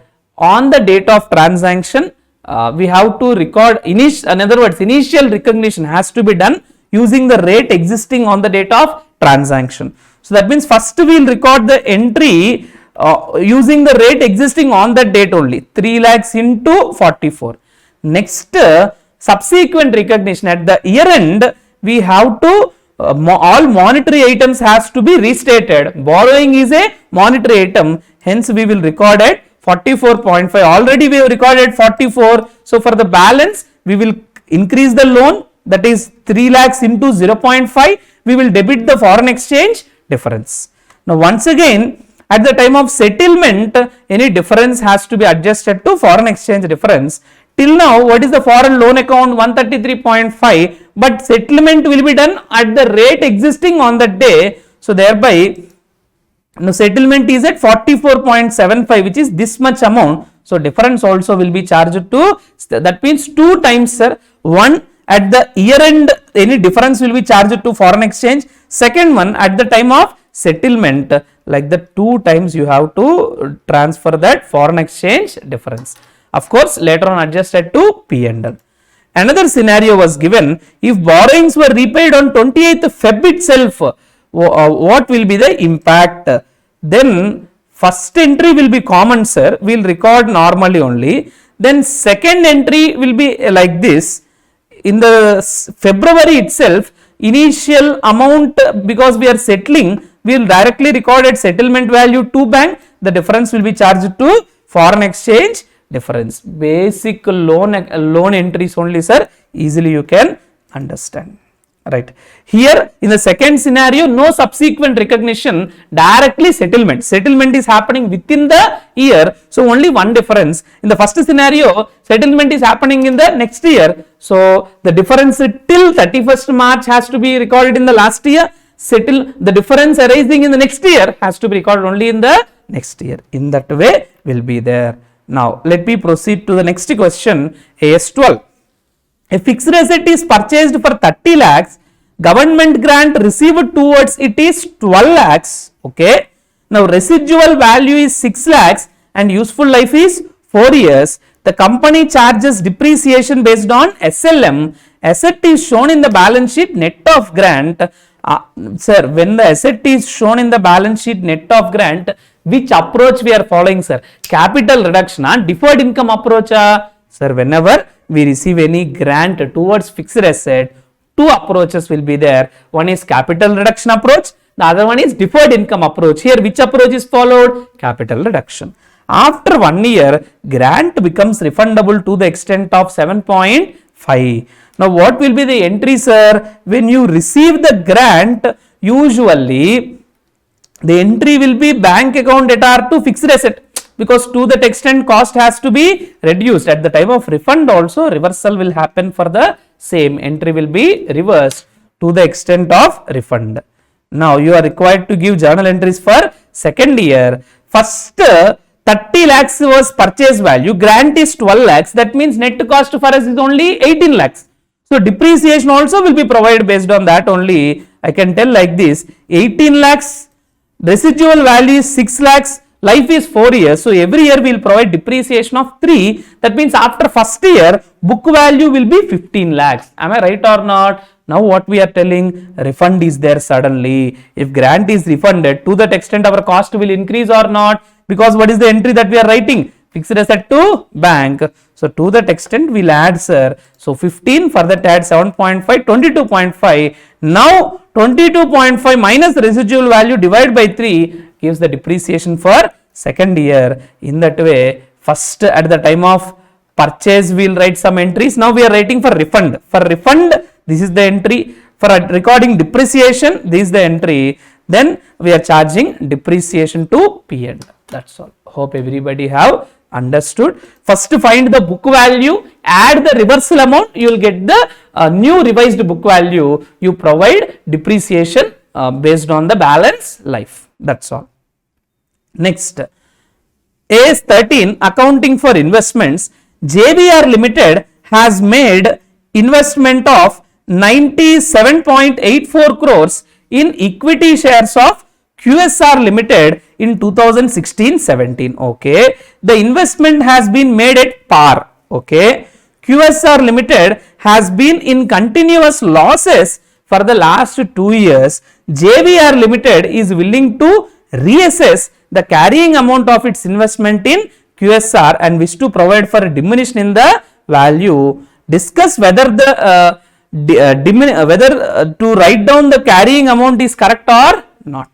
Now tell me one thing, first of all, is this short term investment, current investment, long term investment?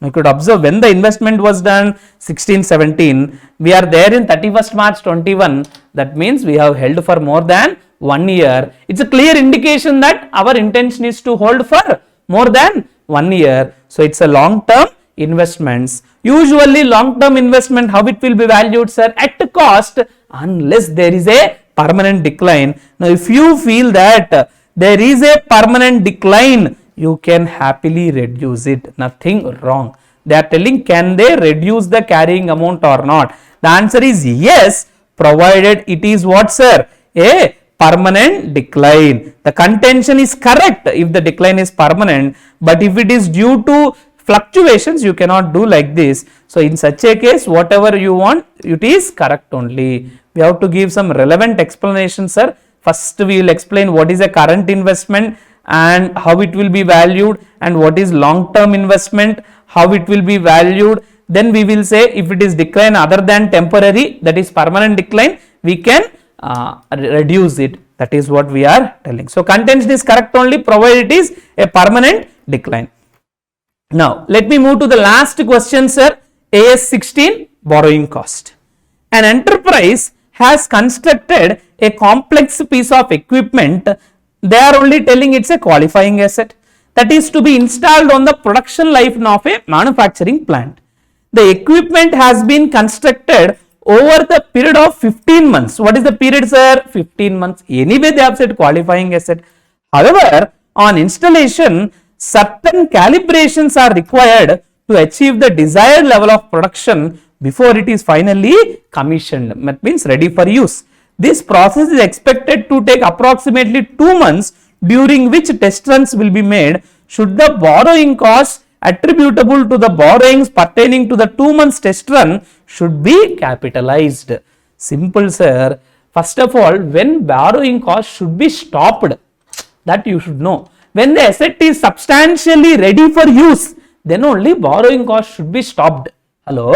When the borrowing cost should be stopped, sir? If the asset is substantially ready for use, in the given case, is it substantially ready for use? No. Test run, etc. required? No, sir. If that is required, if those things are still to be done to get it ready for use, we can still continue the capitalization only when it is fully ready. That is what we say. Sir, until the asset reaches the stage when it is support, it is not appropriate to conclude that substantially the asset was ready for use. Thus, you can happily capitalize the cost, because till now the asset is not ready for use. Only when that aspect is completed, you can say the substantially all the activities are done. So, you can happily capitalize. One more point. Should the capitalization of borrowing costs be continued when the qualifying asset has been constructed but marketing activities are done? Sir, if it is constructed, that means substantially it is ready for use or not? Yes, that is sufficient. Your marketing costs, etc. need not be capitalized, sir. That means only till the asset is ready for use. Second point, you cannot capitalize. First point, you can happily capitalize. That's the solution. So, hope everybody have understood. Here, the emphasis is to prepare the qualifying assets for its intended use or sale. So, thereby your marketing, etc. will not be considered. That should not be capitalized as the part of the cost of the asset. Sir, I have just completed the standards quickly because they are point based questions. So, wherever required, maybe like that framework questions I have explained clearly, but where it is point based, I have directly explained you the point because the time is very, very limited. Okay, so hope everybody have understood the entire RTP discussion. So, RTPs are very, very important for examination. You will get some very good marks. So, always prepare well. That's all. Thank you. Bye-bye.